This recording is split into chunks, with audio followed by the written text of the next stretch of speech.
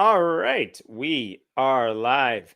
Hello, welcome to our regular time on a Thursday night. Thanks so much for joining. Thanks for watching if you are watching this live. Give me a few minutes to get started with this, or a few seconds just to pull up some stuff here. We have so much to talk about, and I will get started in just a second. Dan is here to wade through your comments and let me know if there's anything I should respond to in between stories. So leave your questions, comments, thoughts in the YouTube chat. We'll get to it between stories. You can always subscribe to the newsletter at friendlyatheist.com. Go do that. And if you feel like supporting me, you can go to patreon.com/Hemant. I appreciate that as well. All right. Let's start with a story that I did not anticipate coming until about 4 hours before I found out it was happening, which is about this dude right here, Ryan Walters. He is a guy I've talked about so many times that you begin to think that this guy's always been a part of the political landscape, and he always would be. He is the superintendent of public instruction in Oklahoma. He was elected to that a couple of years ago. But basically, he's the guy who runs public education in the state of Oklahoma, which might be great if he cared at all about public education, but he never has. And I will tell you how I know that in just a little bit. But the big news that came out Wednesday night this week is that Ryan Walters is going to resign from his post. Did not see that coming. Oklahoma's long educational nightmare is finally maybe coming to an end if they're lucky.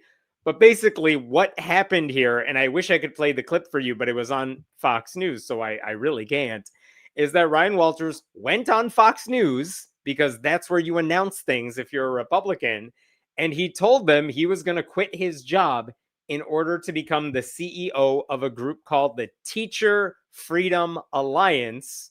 And don't let the name confuse you. Like a lot of right-wing groups like Alliance Defending Freedom, it's always like the opposite of whatever they actually say. Focus on the family. They don't care about your family. They just want you to be like them, right?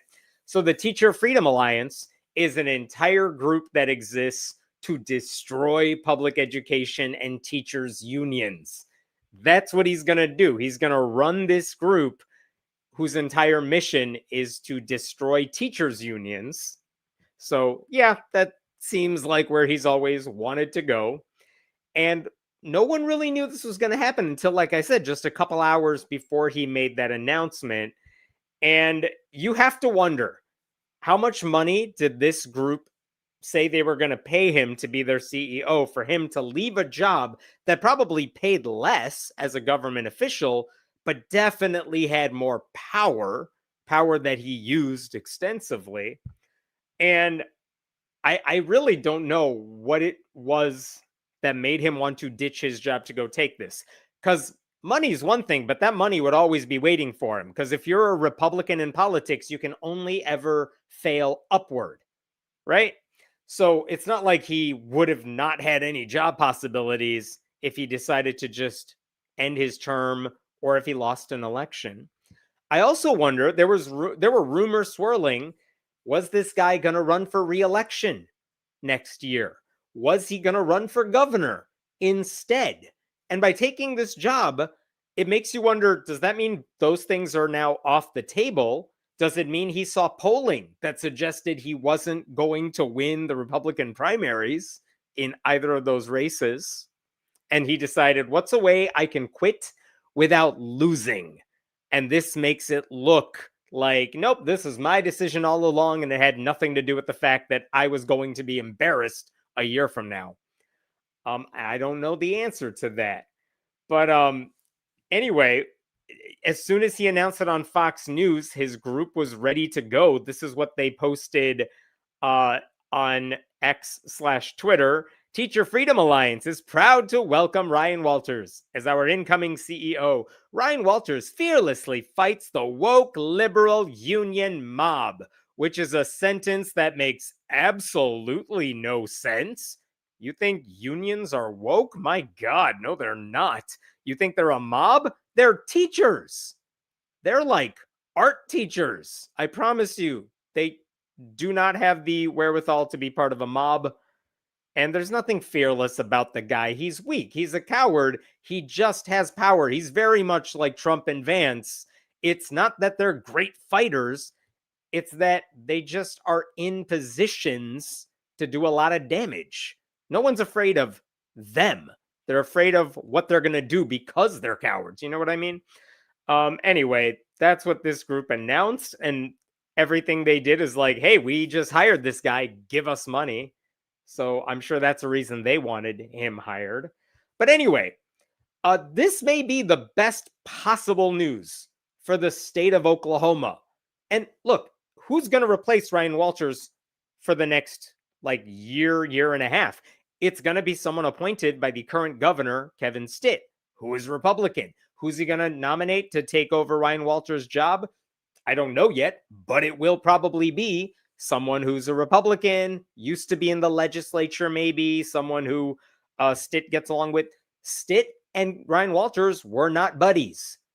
Maybe they were at one point, but they very much did not get along, which means if you're Kevin Stitt and you want a future in the Republican Party after you are term limited out, you probably want to replace Ryan Walters with someone who is fine for your conservative base, but won't embarrass you on a regular basis.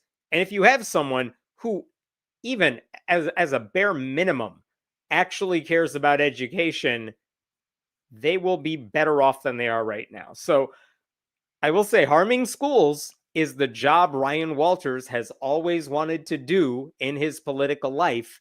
And it is so much better for everybody that he's no longer going to be able to do it as the superintendent of public instruction, but as some random CEO of a group that no one really has to pay attention to, because like any nonprofit group, you can totally ignore them if you want to. So that's the good news. Before I tell you more about Ryan Walters' future, let me remind you of why he's such an odious person and why everyone, including Oklahomans, should be very happy to see this guy gone. Okay, this is a guy, Ryan Walters, who tried to purchase Trump Bibles for public schools, didn't get the $6 million he wanted to buy all those Bibles, and then ended up sending a few hundred to AP government teachers, who, as I've explained in the past, are like the teachers who need outside textbooks the least. By the way, you may have seen this TikTok that appeared, I think it was this week, from an AP government teacher who said, I just got this Trump Bible from Ryan Walters, and it doesn't include most of the amendments, including the ones like the 13th, 14th, and 15th, like ending slavery and talking about, all the post-Reconstruction, the Reconstruction amendments, things like that. So that's one thing he did. Ryan Walters, as I mentioned last week, he rewrote the social studies standards to indoctrinate children in right-wing conspiracy theories and Jesus. He got the state's Board of Education. He basically bullied them into approving those standards without telling them he had made additional changes without letting them know. He got sued over it. And then recently, the Oklahoma Supreme Court stepped in to block those standards from going into effect while they decide what they want to do with this. By the way, now that Ryan Walters is resigning, I don't know what happens with that lawsuit. I assume you can continue because it's not really about him. It's about the standards. But right now, that's one thing he tried to do. He tried to use public money to support a religious Catholic charter school. He wanted public money to pay for a private Catholic, a Catholic charter school, which would have been the first religious charter school in the country. The Oklahoma Supreme Court said that was unconstitutional, and the U.S. Supreme Court was asked to weigh in on it, and they voted 4-4, and so it didn't matter what they said. The original decision stood. So failure from Ryan Walters whenever he tries to do these culture war battles, but he's wasting a lot of people's time and energy and money. What else has he done? Despite a teacher shortage throughout Oklahoma, In the past couple of months, Ryan Walters said, well, if you're a teacher who wants to work in Oklahoma, but you're coming from a place like California, I'm going to make you take a special test to test your wokeness. It's called the America First test.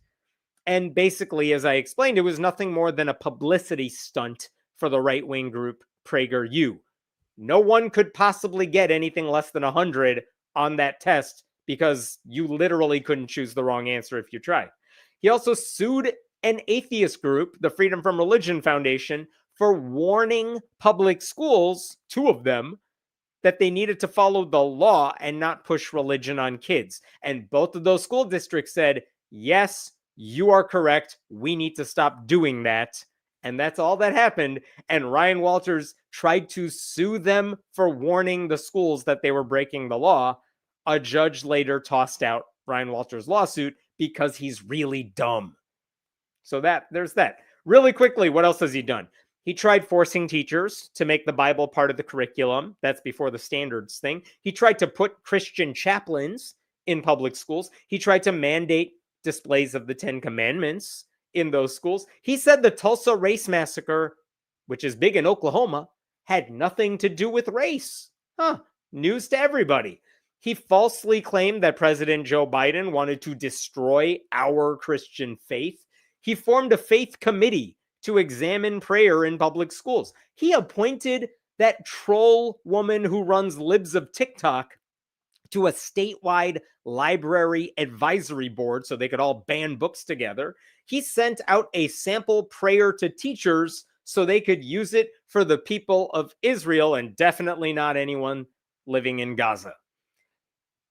But it's not just all this culture war stuff. He upset Republicans too.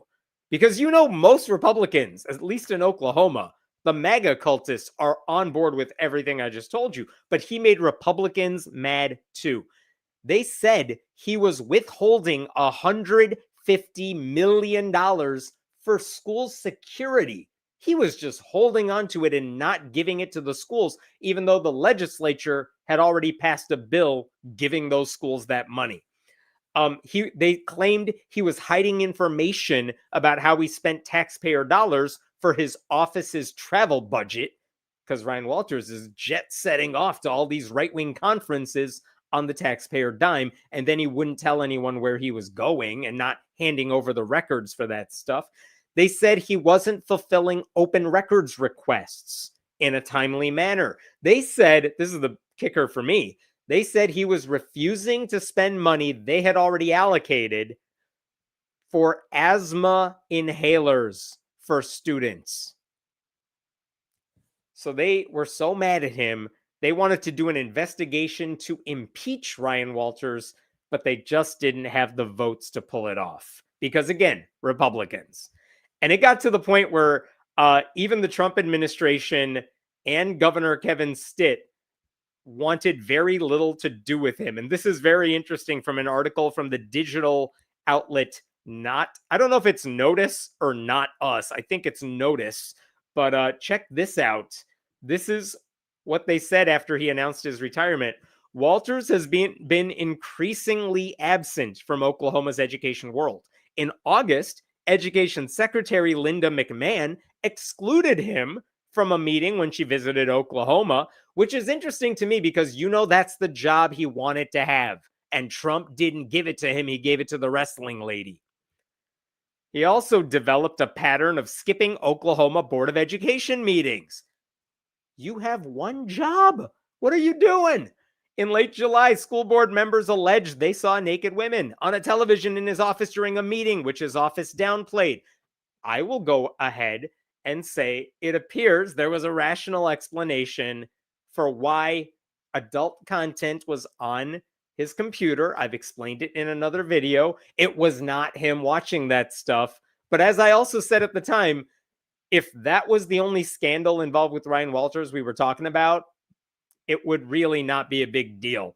It was just funny because of the supposed hypocrisy. But again, I will say Ryan Walters did not do that one. Anyway, Walters did not show up for the first state school board meeting since that incident was reported, so the board carried out the meeting without him. So, like, he's not even doing his main job. All he wants to do these days is say and do dumb shit on Twitter so that the people at Fox are paying attention so that they will bring him on.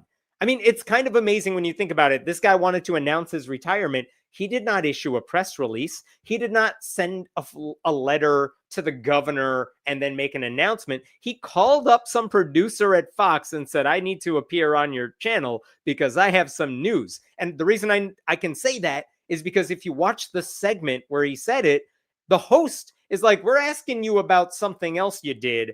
But by the way, we heard you have some breaking news to share with us. Like, they knew in advance why he wanted to appear on their channel.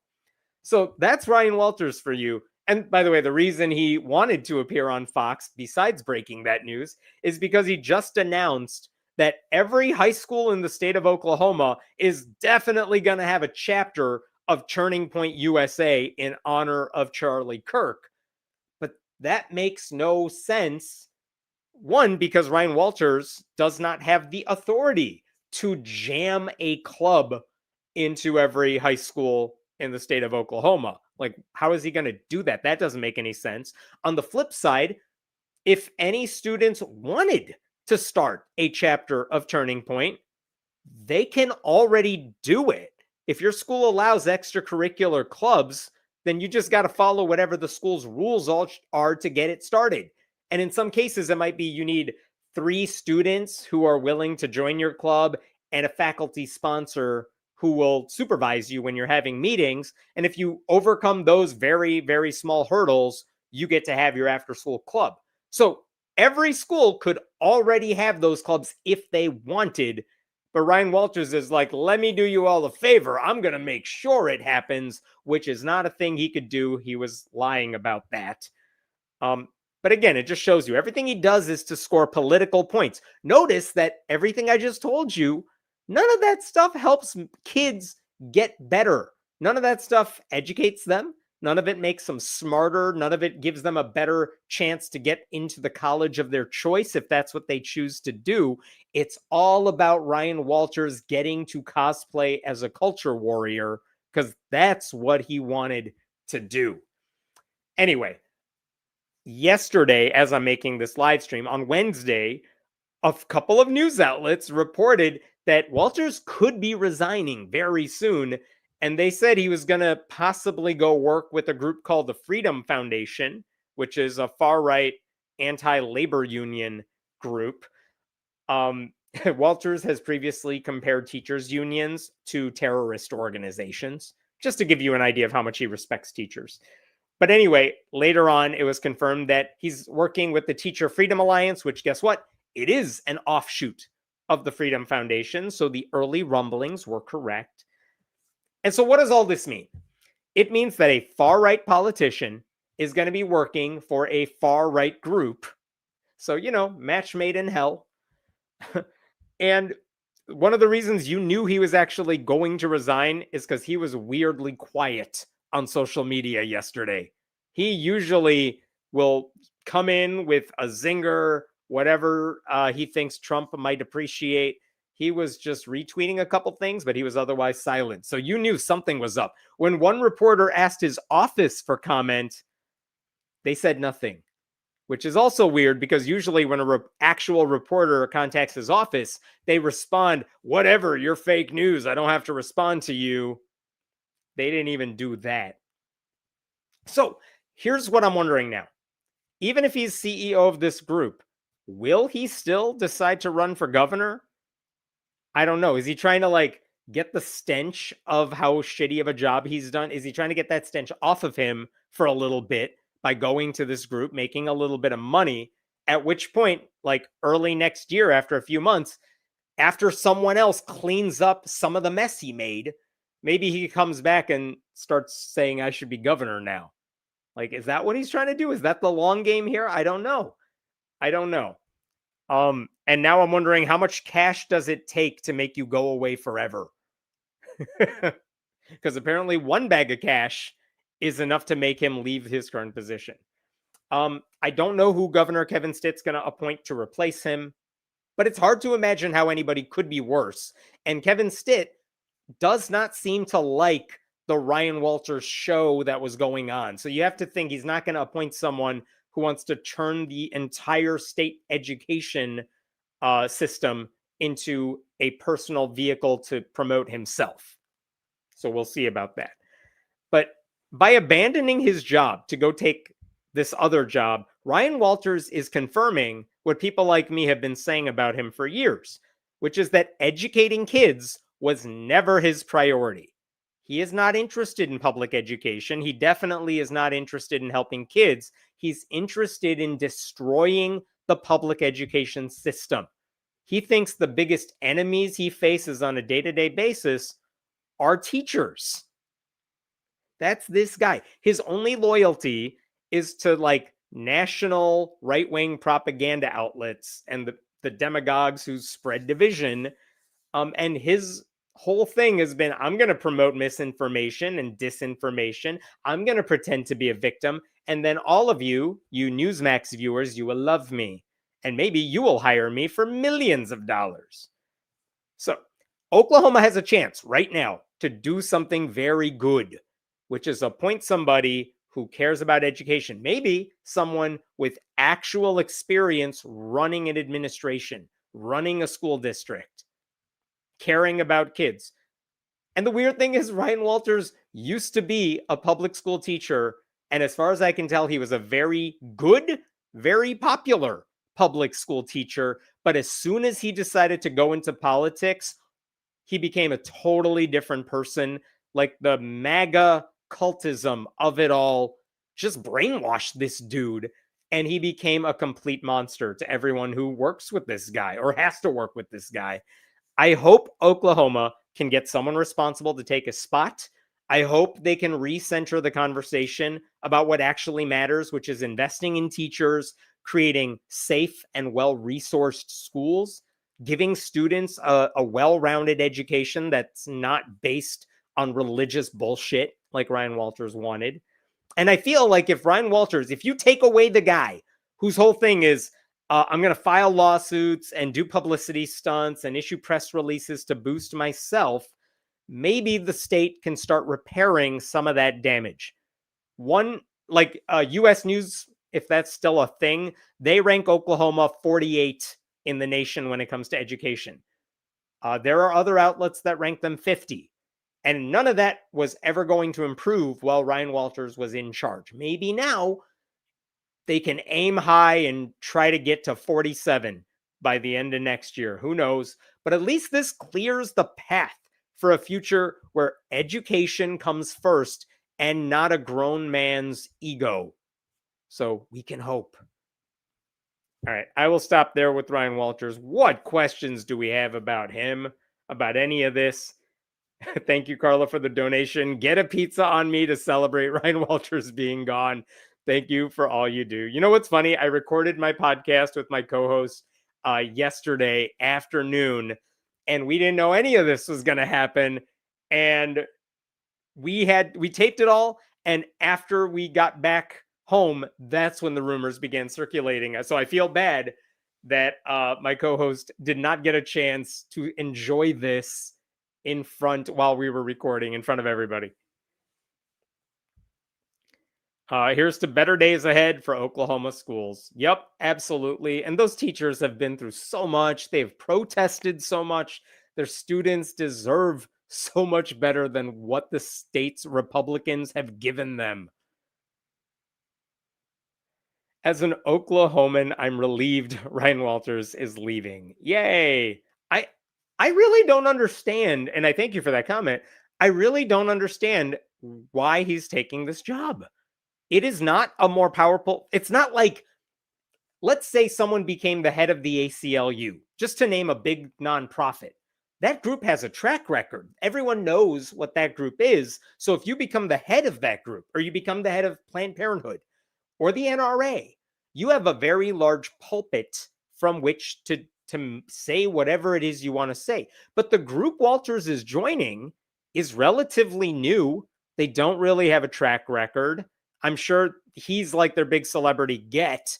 So maybe now they will. But like, I don't know why people would be listening to him, because who cares what this group does? It's one of a bajillion nonprofit groups, and they all have things to say about education, and some of them are worth listening to, some of them are not.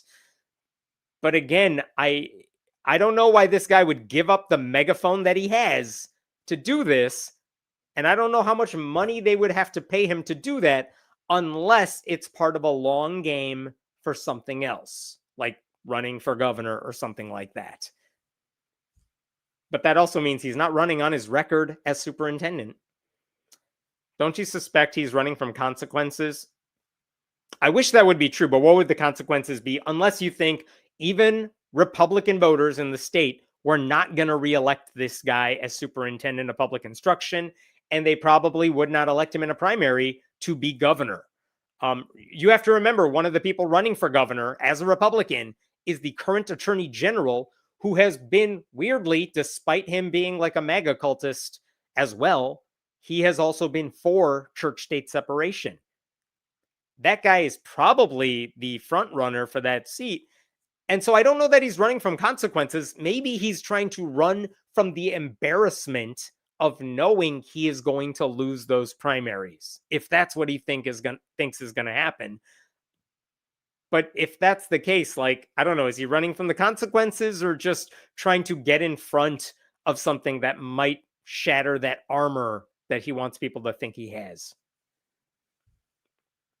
My kid's district is one of the ones that did not have a moment of silence for Charlie Kirk. He said he would investigate us and the 11 others because, of course, it is now required in Oklahoma that everyone has to honor this new Christian martyr who said a lot of very horrible things in his life.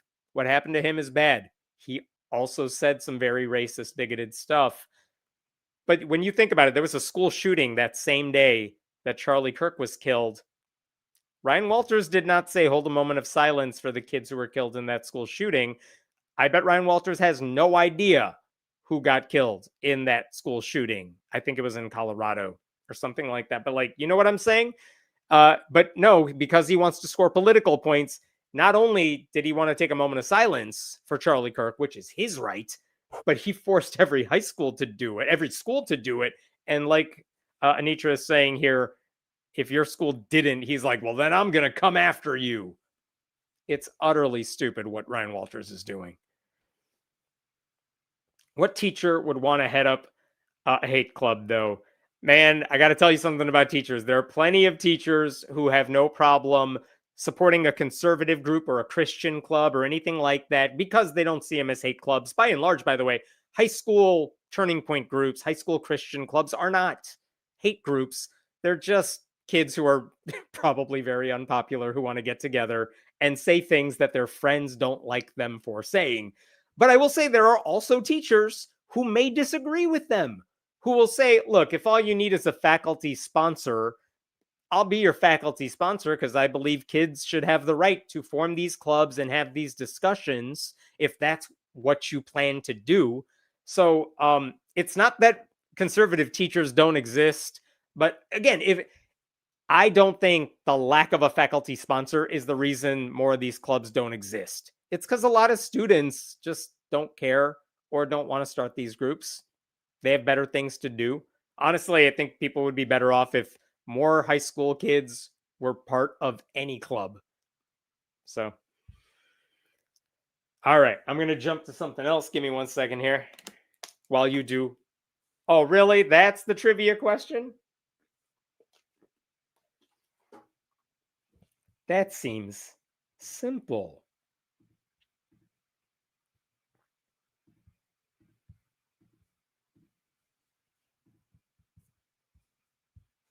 All right. What do we got? There we go.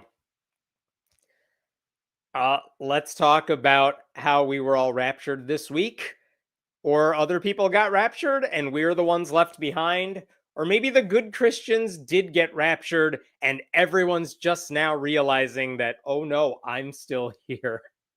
But yeah, there were rumors floating around and it went viral that the rapture was supposed to happen on Tuesday, September 23rd. And what struck me as funny about it is that on TikTok or Rapture Talk or whatever you want to call it, people were talking about how the rapture was totally going to happen, but they did not really talk about where they were getting this information from.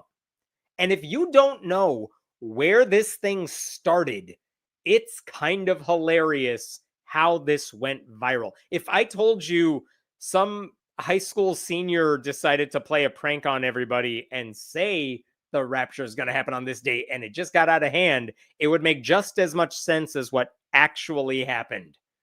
Okay, so let me tell you what happened, and I will play you some clips that you are going to love if you have not seen them yet. Okay. By the way, I feel like I need to get this out of the way. What is the rapture? It's the day when Jesus comes back and takes all of his devout, loyal followers up to heaven to stand by his side, leaving the rest of us in chaos. So I mean, we got the chaos part, but that was already happening.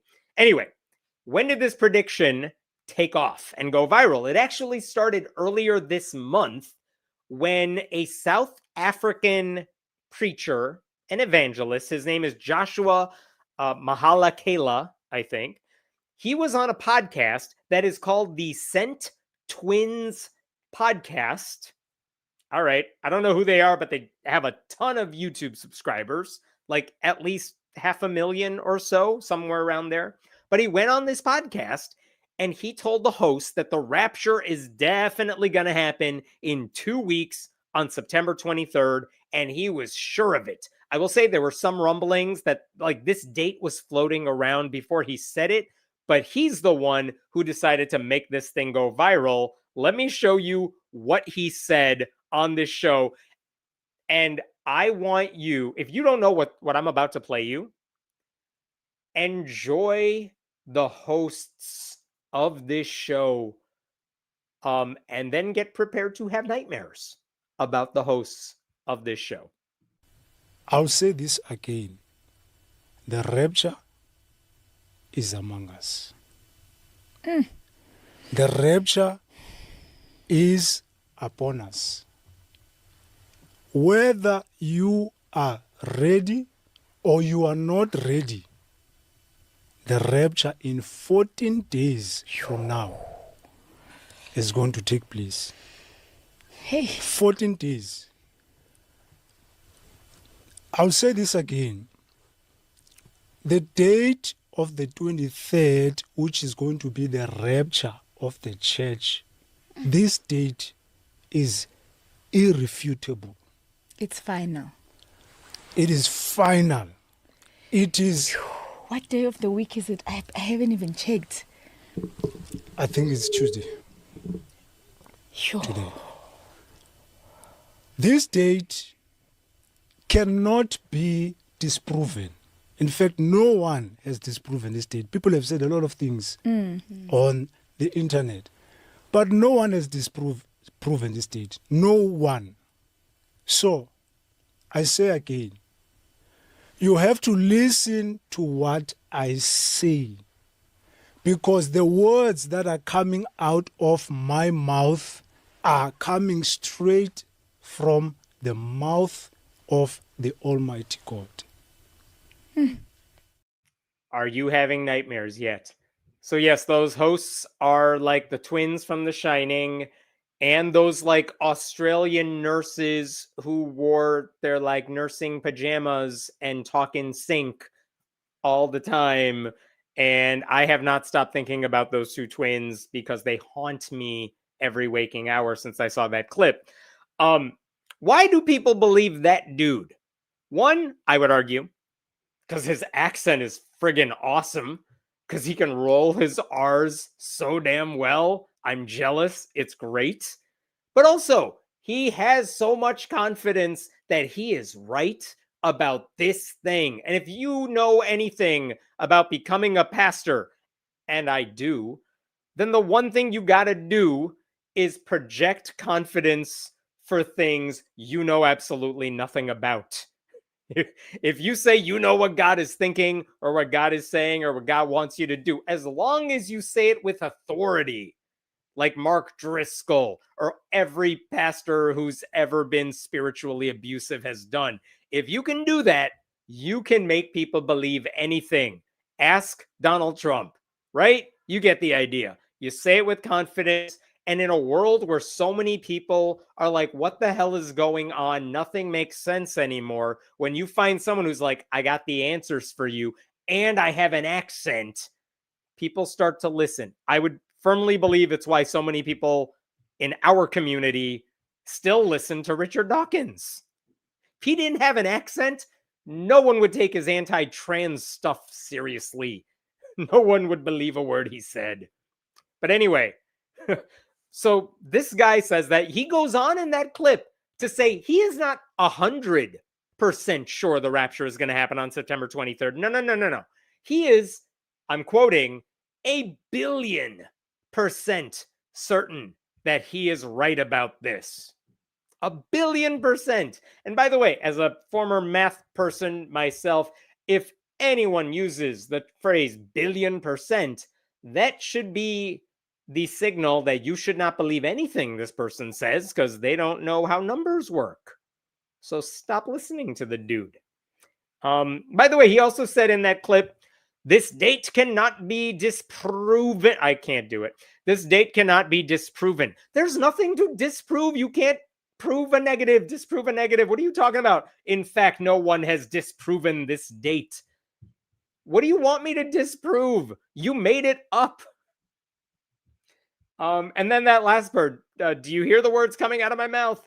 The words that are coming out of my mouth are coming straight from the mouth of the Almighty God. He is just the vehicle God is using to spread lies to very gullible people. So I want to play one more clip for you from that same podcast, but a different episode, which I know is the fact because the twins are wearing something different. And it's also haunting my dreams. But here's the thing you should be asking. Who is this guy who claims to know when the rapture is going to happen? Is he like a famous pastor in his country that I just haven't heard of? What church does he run? Is it some huge church? No. He is not a pastor. He doesn't run a big church. He is not an apostle. He is not a pastor. He is not a bishop. Listen to him tell you that because I don't know. This was not in the clip that went viral. So you're not like a full-time pastor or anything like any of a fivefold ministry. You just have a burning message from the Lord. Yes, I'm just a simple person, no title. Okay. I'm not an apostle, I'm not a pastor, I'm not a bishop. I am just a believer, simple believer Born in again. Jesus. Born again. Blood washed. Blood washed. He's a nobody. He's just a dude. Which makes you think then, hey, if you have a YouTube channel with like 500,000 subscribers, maybe don't platform a random dude with dumb ideas because you're lending him credibility that he hasn't earned, that he doesn't deserve. He is very much the theological equivalent of Robert F. Kennedy Jr. giving medical advice with no relevant expertise. Like he's just going with his gut and making shit up. I mean, this guy is way less harmful than RFK Jr., but like, why would you put a microphone in front of him? I don't know. But this is what people started sharing on TikTok. And for whatever reason, because the guy has that accent and he can roll his R's, I am convinced that is why people played that clip. And then they started saying the rapture is happening on the 23rd. And then a bunch of people stopped watching the clip because all they needed to know is that the rapture is happening on the 23rd. Before I show you some clips of what people said, let me show you one other thing here, which is in 2022, the Pew Research Center did a survey about the rapture. And they asked people, do you believe Jesus will return to earth someday? Look at this number at the top. 55% of Americans think Jesus is totally coming back to pick us up and take us home. 55%. Now, obviously, there's no date attached to this. So you can just be like, it's going to happen at some point. Maybe in my lifetime. Maybe not in my lifetime. Maybe next Tuesday. Who knows? But it's totally going to happen. Among evangelicals, that's 92%, because this is very much a part of their theology. It's why we have all those Left Behind books. And it's 86% among historically Black Protestants. Interestingly enough, just to scroll down here, do you see the atheist category? 1%. You could see it to the left of that 16. 1% of atheists, if you round, believe Jesus is coming back. Someone explain that one to me? I'm very confused about that one. They're very confused about that one. But there you go. 1% of atheists think Jesus is totally coming back. And those people do not know what the word atheist means. Anyway, a lot of Americans, a lot of people believe Jesus is coming back. So this is not some weird theory that some dude just made up. It's something they're already prone to believe. And this guy's giving them this idea that, hey, by the way, that date is coming soon. The thing you need to know about making predictions, though, is that if you're a pastor and you're trying to convince people to believe in your theology, you don't give a date for the rapture. What are you doing? You just say it's going to happen soon. It's going to happen later. I believe, I don't have it in front of me, but the Jehovah's Witnesses famously, like a while back, said it's going to happen within our lifetime. And then like years go by and a lot of people die out and they're like, oh no, we made a mistake. How do we reconcile this? And they decided to change the definition of lifetime to describe a much longer period of time. Hilarious. But this is why you don't give a date. I know some of you are thinking, haven't we done this before? Didn't a pastor, make a prediction about the rapture a while back? Yes, he did. I'll talk about that in a second. But anyway, so people started talking about the rapture happening very soon. It's why you may have seen articles about the rapture happening soon. And I want to play a couple of these videos for you because some of them are wild. And I don't know how seriously to take them.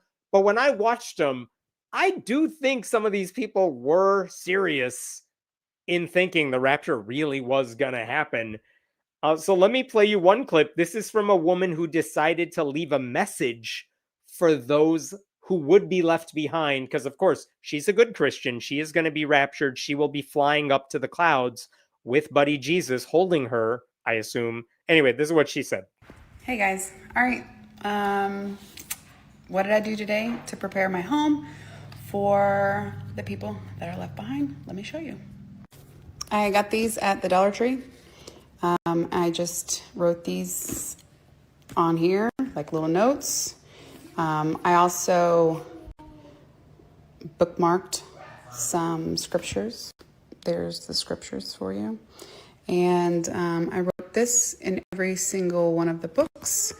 So hopefully these books end up in the hands of people who will need them.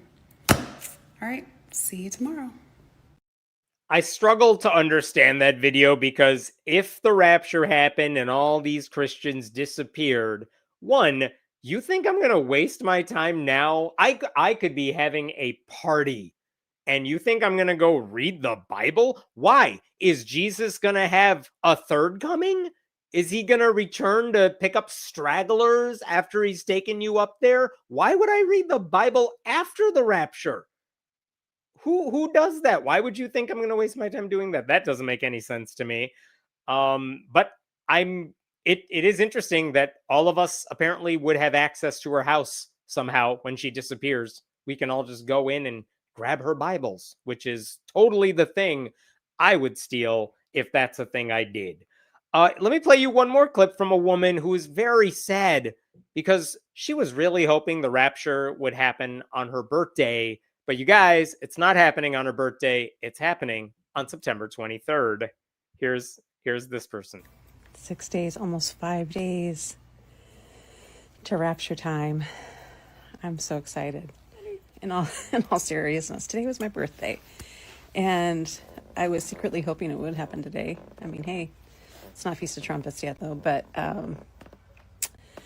my next birthday will be a heavenly one. How exciting is that? But we're just sitting outside under the stars and under the lights, just having a cup of tea and just thinking about what the next few days hold, you know. We're thinking about that 3 days of darkness and the rapture on Tuesday. Happy birthday. Weird. Not the present I would wish for, but there you go. I saw one other video. I don't have the clip here, but there was one other video I saw from a woman who requested the day off of work because, you know, you can't go to work on the day of your rapture. You got to sit silently next to the twins from The Shining.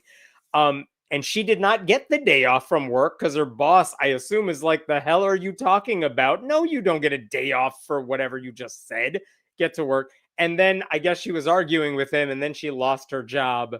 I don't know if that one's true. But anyway, there were a lot of these clips. You can find them on the TikTok, which is about to be MAGA owned. That's not great.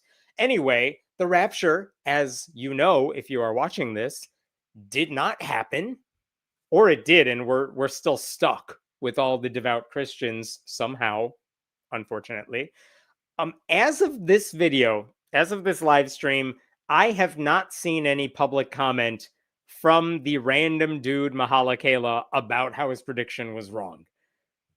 I'm waiting for that one. There are some people who made TikToks leading up to the rapture who have since posted some videos like, okay, that didn't happen, but maybe it brought you closer to God, right? So it's good anyway. And they're really trying to rationalize their way through this, and they're posting their way through this. And it's kind of depressing to watch these people come to terms with what the rest of us already knew. Anyway, I would suggest, though, for all these people, you can take some lessons from what happened about 15 years ago, because all of this happened back in 2011. And if you are not old enough, or you have memory hold this part of what happened back in the day, in 2011, there was a radio evangelist named Harold Camping. You can Wikipedia him. He's all over the place.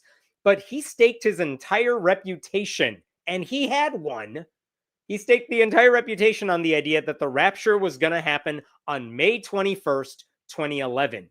And his company, his ministry, Family Radio, spent more than $5 million to buy 5,000 billboards announcing that the rapture was going to happen on May 21st. And there was a media frenzy because he did this months in advance. So people had time to plan. Word of the rapture had time to spread. This became a big thing, and he was the center of it. And what do you think happened? May 21st came and went, and there was no rapture. And Camping afterwards was like, maybe I got the signals wrong. Maybe God was prepping us on May 21st, but the real rapture is going to happen in October. But by that point, I mean, he had already become a laughing stock. And by the way, October came and went, nothing changed. That's why you don't attach dates to your predictions. Just say it's going to happen soon. Astrologers who are lying to you know that. They always speak in vague generalities, and that's why you shouldn't take them seriously either. Like, astrologers know that when they're trying to bullshit you, you don't give a date. You don't give specifics. You just say vague things that apply to everybody and hope some dumb fools believe you and then pay you for it. Anyway, months after Harold Camping's prediction went wrong, guess what? He announced his retirement. And then months after that, he formally admitted he was wrong. He actually put out a statement saying, "We humbly acknowledge we were wrong about the timing." Yeah, he did that. And then in 2013, Harold Camping died. And in 2018, his ministry, Family Radio, they had been coasting for years, like playing his old sermons on the radio. But like by that point, the guy was such a laughingstock And they're like, we don't really stand by some of these sermons anymore. So they stopped airing his old sermons. And then that family radio, I think, eventually got sold and they don't exist in that current form. Whenever you hear Harold Camping's name today, it is only in association with his biggest lie, which is kind of sad because let's assume he actually believed in this stuff. This man dedicated his life to spreading the gospel message, and his legacy is he's a Christian huckster who used the Bible to convince people of a different kind of religious lie. That's what he is known for today.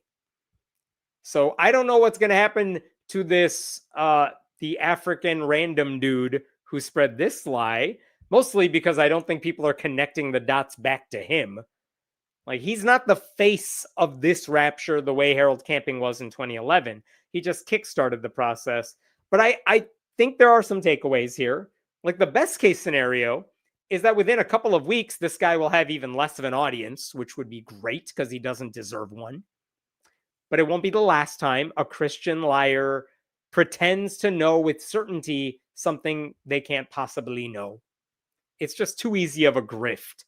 And if you say the rapture is going to happen years from now, that's a lot of time for you to fundraise, which is money you should not really need. Anyway, what else is there to say about this?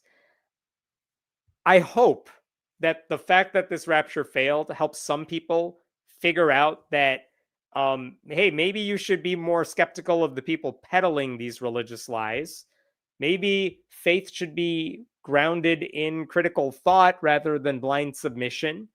Maybe it's okay to criticize and remind people that they shouldn't rearrange their lives or quit their jobs or leave farewell notes in their Bible for anything.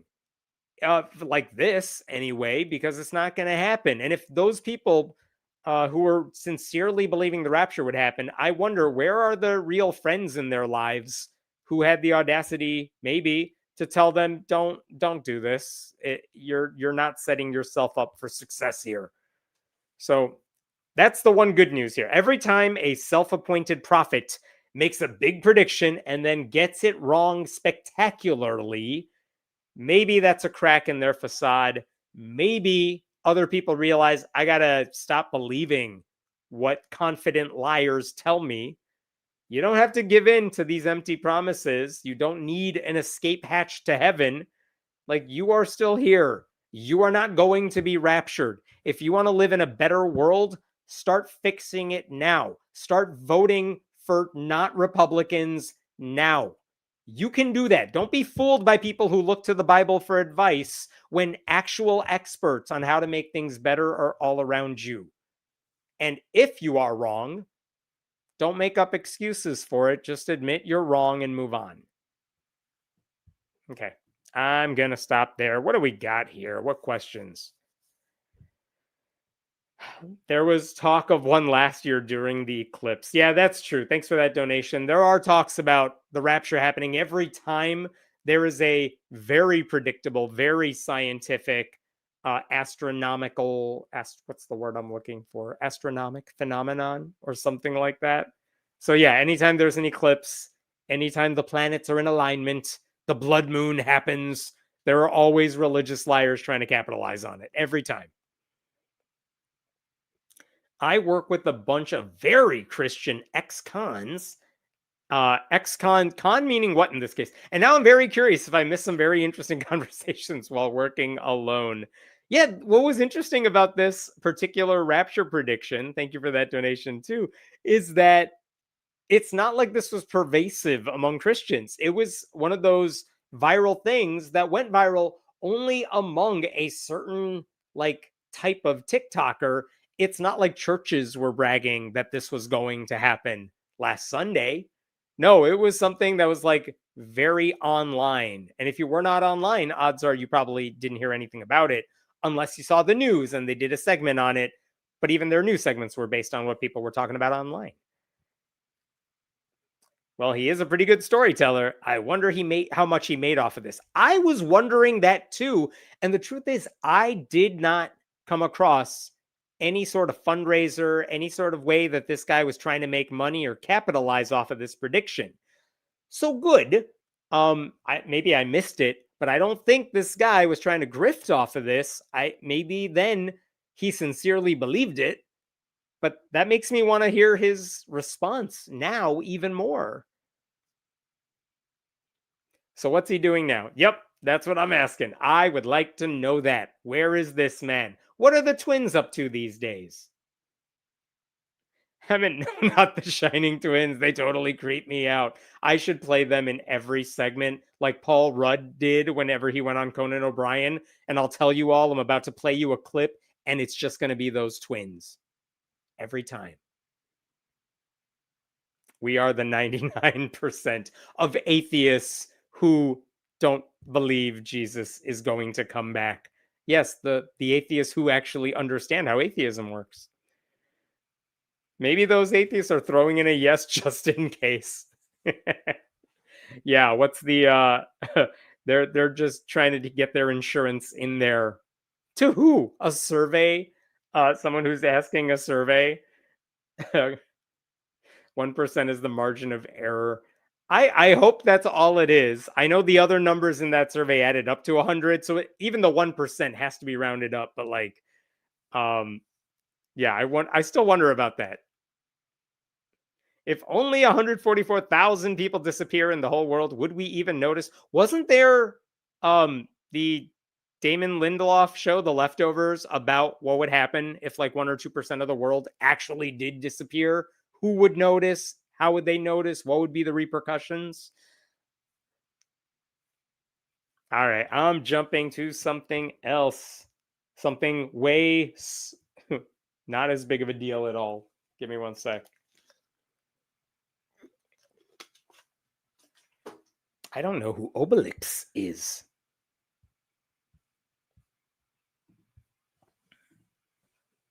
Oh my God. Okay. Let's do this story, which involves a youth soccer group. So check this out. I have kids. My kids play soccer. And they play it for like the community league. Because whatever, they're just having fun. They are not going to be on like, they're not going to be superstars of their soccer teams in the future. But it's fun. They like it. That's all that matters, right?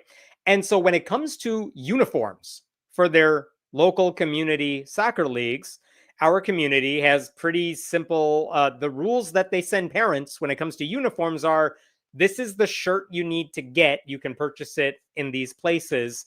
It's one of those shirts like it's one color on one side and it's a different color if you reverse it, which makes it easier to say team one wear this color, team two wear the other color. And what's on the back of the shirt? Maybe a number. I don't even know if they have numbers on it, but like that's it. You don't modify the uniform. You just have to get that shirt if your kid wants to play soccer. That's it. That makes sense because in a youth soccer league, it doesn't matter who you are. It's not about you. You're just passing the ball to your teammates, right? Anyway, so in Prince George County in Virginia, they don't have that policy, apparently.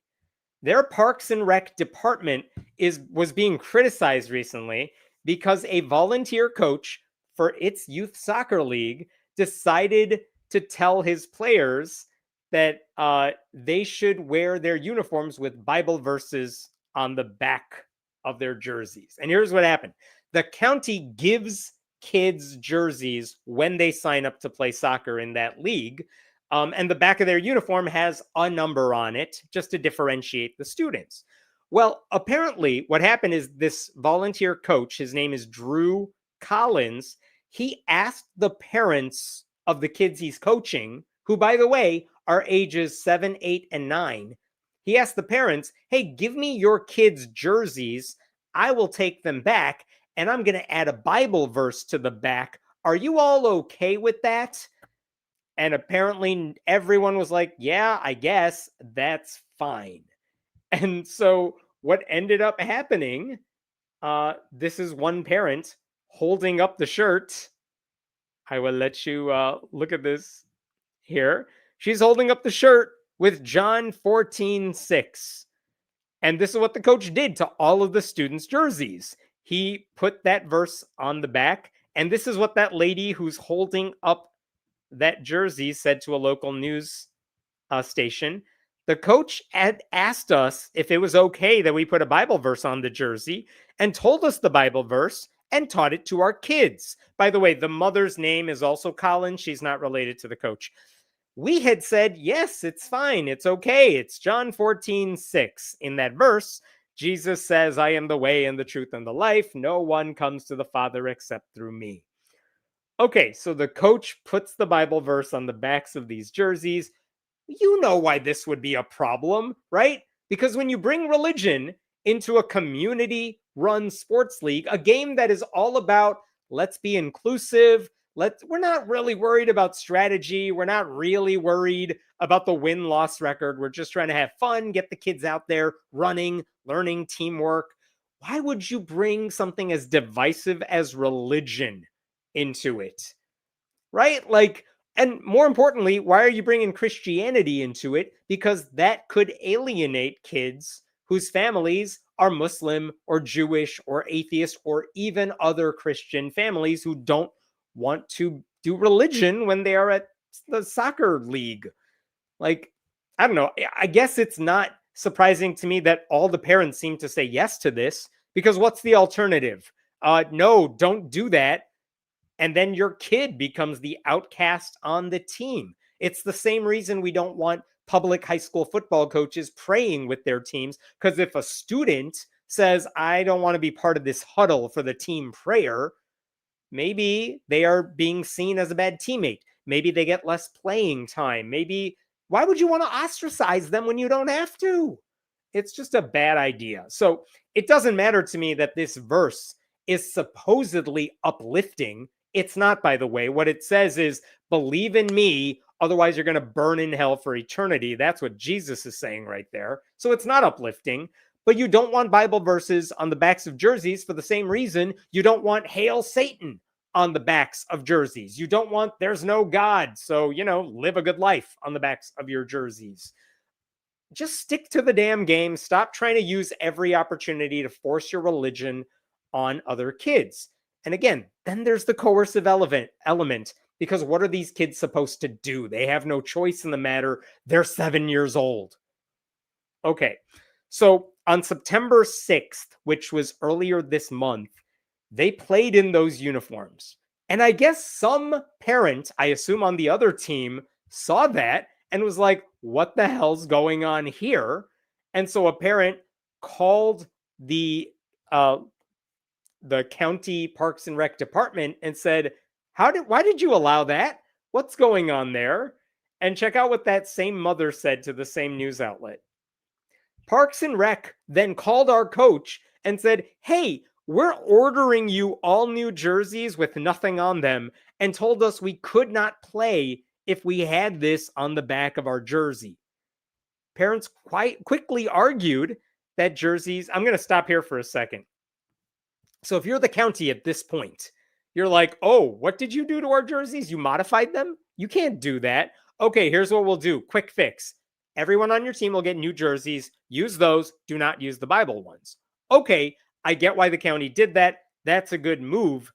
And county officials also said, if you skip to the bottom two highlighted paragraphs here, Collins said county officials then delivered an ultimatum to the team that if they show up on the field with those jerseys, they will not be able to play for the rest of the season. And again, I do understand where the county is coming from, because they don't want to bring religion into this. They are aware that if they allow this, they could face a lawsuit over it. So they said, look, if you're going to keep those jerseys, you can't play, but we will send you new jerseys. Use those instead, which is a perfectly fair ultimatum. Like, I don't want to hurt these kids. I want them to be able to play soccer, but their coach is an idiot. So the county's saying, we didn't know this volunteer coach was like that. So here, we'll make it up to you. Take these new jerseys, and as long as you wear those, your kids are fine. Okay, I get that. Now here's the problem, and this is the one paragraph I skipped here. Check this out. Parents quickly argued that jerseys have been customized for years with children's names and even business names without issue. And this is where the county made a mistake. Because it's one thing to put your kids' names on the back of a jersey, but if you're allowing businesses who maybe sponsor a team or like buy the kids after game treats or something, and in exchange, they say, can you put like Bob's Hardware on the back of the jerseys? If the county is allowing that, you know there are right-wing religious groups that are going to say, well, the Supreme Court says if you allow secular groups to do a thing, you got to allow religious groups to do a thing. So if not a Bible verse, maybe a church name can go on the back of a jersey. Why not put a Bible verse on the back? And at this point, you have to assume the county's like, oh no, we've made a terrible mistake because we didn't have rules about this. And apparently, we didn't realize that coaches would require us to have rules. Have you ever seen that Onion headline, like toy banned because of 3 stupid dead kids or something? Like you didn't realize it was going to be an issue, but someone screwed up and now everyone has to pay the price. That's what happened here. In fact, the coach of the team, apparently he has a lawyer. And this lawyer, I'll show you this from Facebook. Look at this. Attorney Tim Anderson, he posted this earlier this month, and he wrote an email to the head of like the county athletic organization, whose name, ironically, is Miss Pastor. But he basically says, I represent Coach Andrew Collins, and here's the issue, and here's why we may have to sue you if you don't allow us to have this Bible verse on the back of the jersey. Because, you know, why handle things calmly when you could blow it out of proportion, because that's what Jesus wants you to do, and you got nothing better to do with your time because you have not been raptured. So I think the county's ultimatum was the right call, ethically speaking, but I kind of do get that the lawyer he does kind of have a case here, because if they allowed outside groups to put stuff on the backs of jerseys, courts are going to side with the coach if the county's telling them you can't have religious stuff on the back of it. And that's their fault. They shouldn't have done it. So anyway, the next game was scheduled for September 20th, 2 weeks after that first game. And at this point, you know the coach is like, I'm going to be the next Joe Kennedy, that football coach who wanted to have showboating prayers at midfield after high school football games. He's like, all right, here's what we're going to do. If the county says we're not allowed to play because of your jerseys, we're going to move to a non-sanctioned field that has nothing to do with the county, and we will scrimmage and play a practice game with our opponents. And by the way, we've already talked to your opponents, and we're already on the same page about this because they're Christians too. So they're already ready to make a big thing out of this and stick it to the county if they punish the kids by not letting them play. So here is the good news at this point, which is that the county has now chimed in. Before September 20th, this past weekend, the county chimed in, and they said a couple of things in a statement. And let me share with you what they said here. Check out the top part. This is interesting. The coach reportedly told county officials that he received parents' permission to make these alterations. However, according to the county officials have learned that not all parents of affected children had been informed in advance of the uniform alterations. Holy shit, someone at the county found out that there is a parent on this dude's team who did not want them to wear the Jesus jerseys. And the coach just lied to everyone and said everyone was cool with it. And the county knows it, which is good to know, and that's hilarious. But look at this. The county adds, while previous alterations, such as players' names or sponsorship logos, have previously occurred without complaint, participation in county-run athletic leagues has not historically included having to make one's religious preferences known or displayed, said a very annoyed official in the release. As such, the addition of religious messaging on county-purchased uniforms for a county-run program presents complex First Amendment considerations. A policy review has thus been launched into our legal obligations in local government-sponsored programs. So at this point, the county's like, look, we didn't know you idiots were going to make us do this, but I guess we'll have our lawyers deal with it now. Which is funny, but it's also, yeah, you should have had your lawyers write this up ahead of time. And yeah, you should have a policy about what part of a uniform is allowed to be altered. A lot of communities have those in place. I'm sure you can copy paste from them. So that's good. They should have done that before. They're going to do it now. And then they said this, which is very important. In the meantime, the county said that no player will be excluded or removed from participation based solely on uniform alterations as long as the alterations are approved by the player's parent or guardian. And I think that is the right call. They're saying, look, sorry, we said we were not going to allow the kids to play before. I guess we will let them play if they're wearing their Jesus jerseys this season. We're not going to kick out the kids because this coach was like a really cocky Christian. So that's the right move. Let the kids play. And then the county has an obligation to fix their uniform rules so that this doesn't happen again. And again, that's the right move. That makes sense. It's the best path forward. I will say I saw one more article where the coach chimed in. And it's the only article, really, where the coach chimed in. But look at this. He was referring to the parent who did not want him to do this. Look at what he said. The coach, Collins, claimed the dissent was due to miscommunication among parents.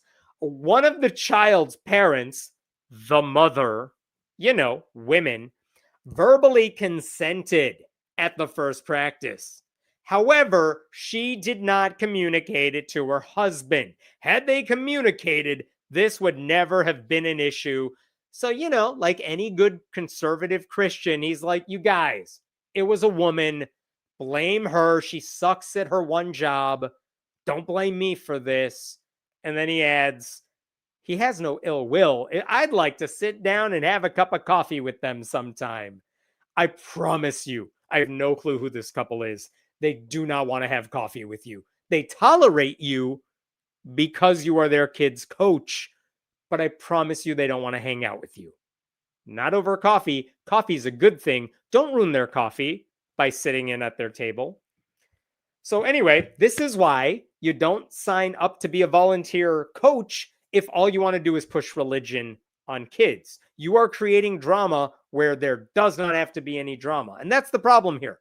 There isn't going to be a legal threat anymore because the county's playing by the law. They're doing what they should do. And I hope they come up with a sensible policy. But this coach has made it clear he cares more about his religion than the kids.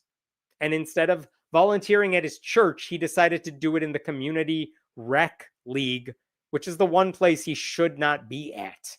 Like, it's faith-based arrogance. He shouldn't be pushing that on kids.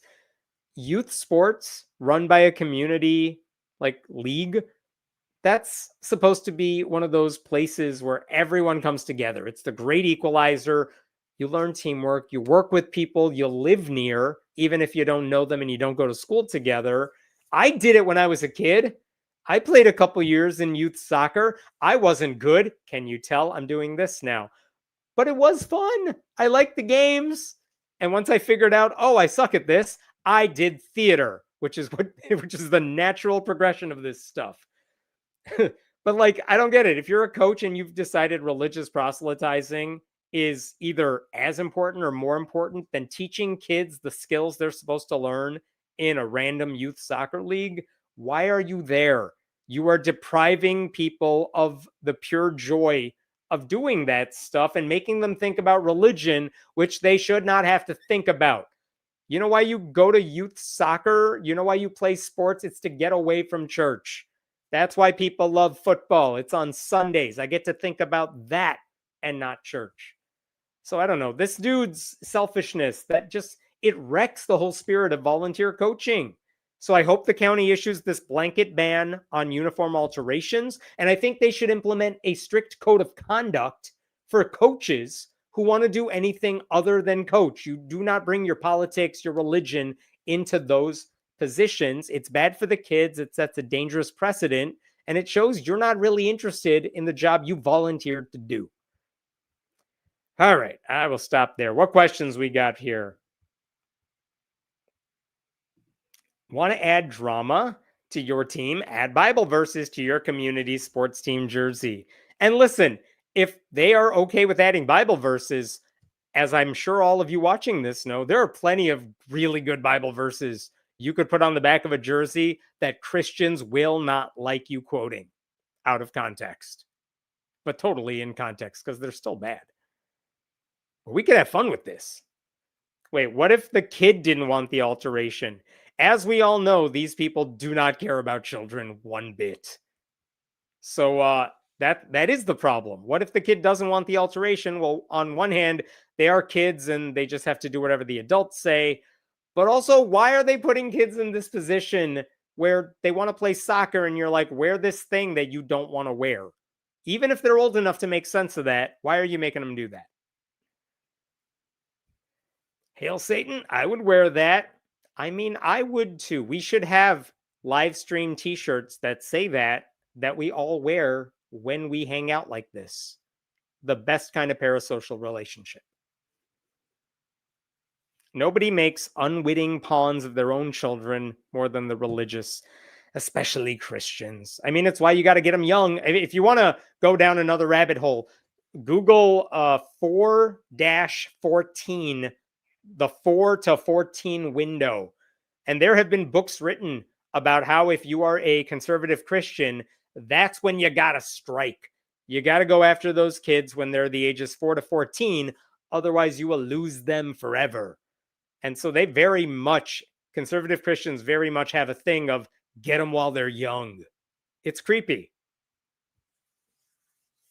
I'm a Jehovah's Witness, so I disagree with so much of me. But I like your videos and respect you. Hey, you know what? I appreciate that. Thank you, Alexander. I love the fact that people who disagree with me still finds value in these videos. Thanks so much. Seriously.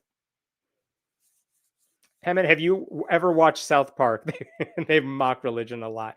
I love South Park. Like so many, I think, people my age, I watched it a lot back in the day.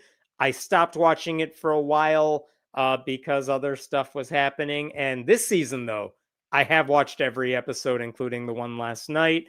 And it's been good. I've really enjoyed it this year. But yeah, they mock religion. They mock atheism. Famously so. Richard Dawkins is in an episode and he doesn't come off great.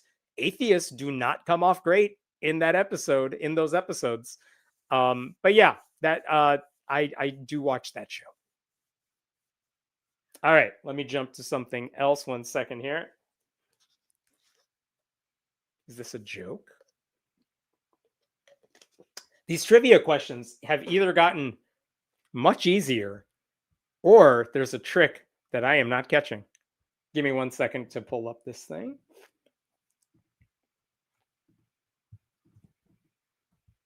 Oh, I get to close Ryan Walters tabs. Oh, it feels good.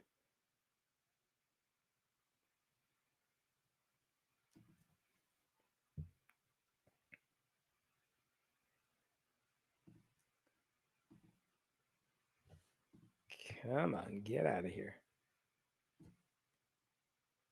There they go. Okay. All right. I'm excited about this story because it took me down maybe my favorite rabbit hole of the week, and it involves Hawaii. And there is a lawsuit that was going through the legal system in Hawaii, and the decision that was just released by the Hawaiian Supreme Court, it has to do with church-state separation, and it really offers a rebuke to John Roberts and what he has done with this Supreme Court, the US Supreme Court.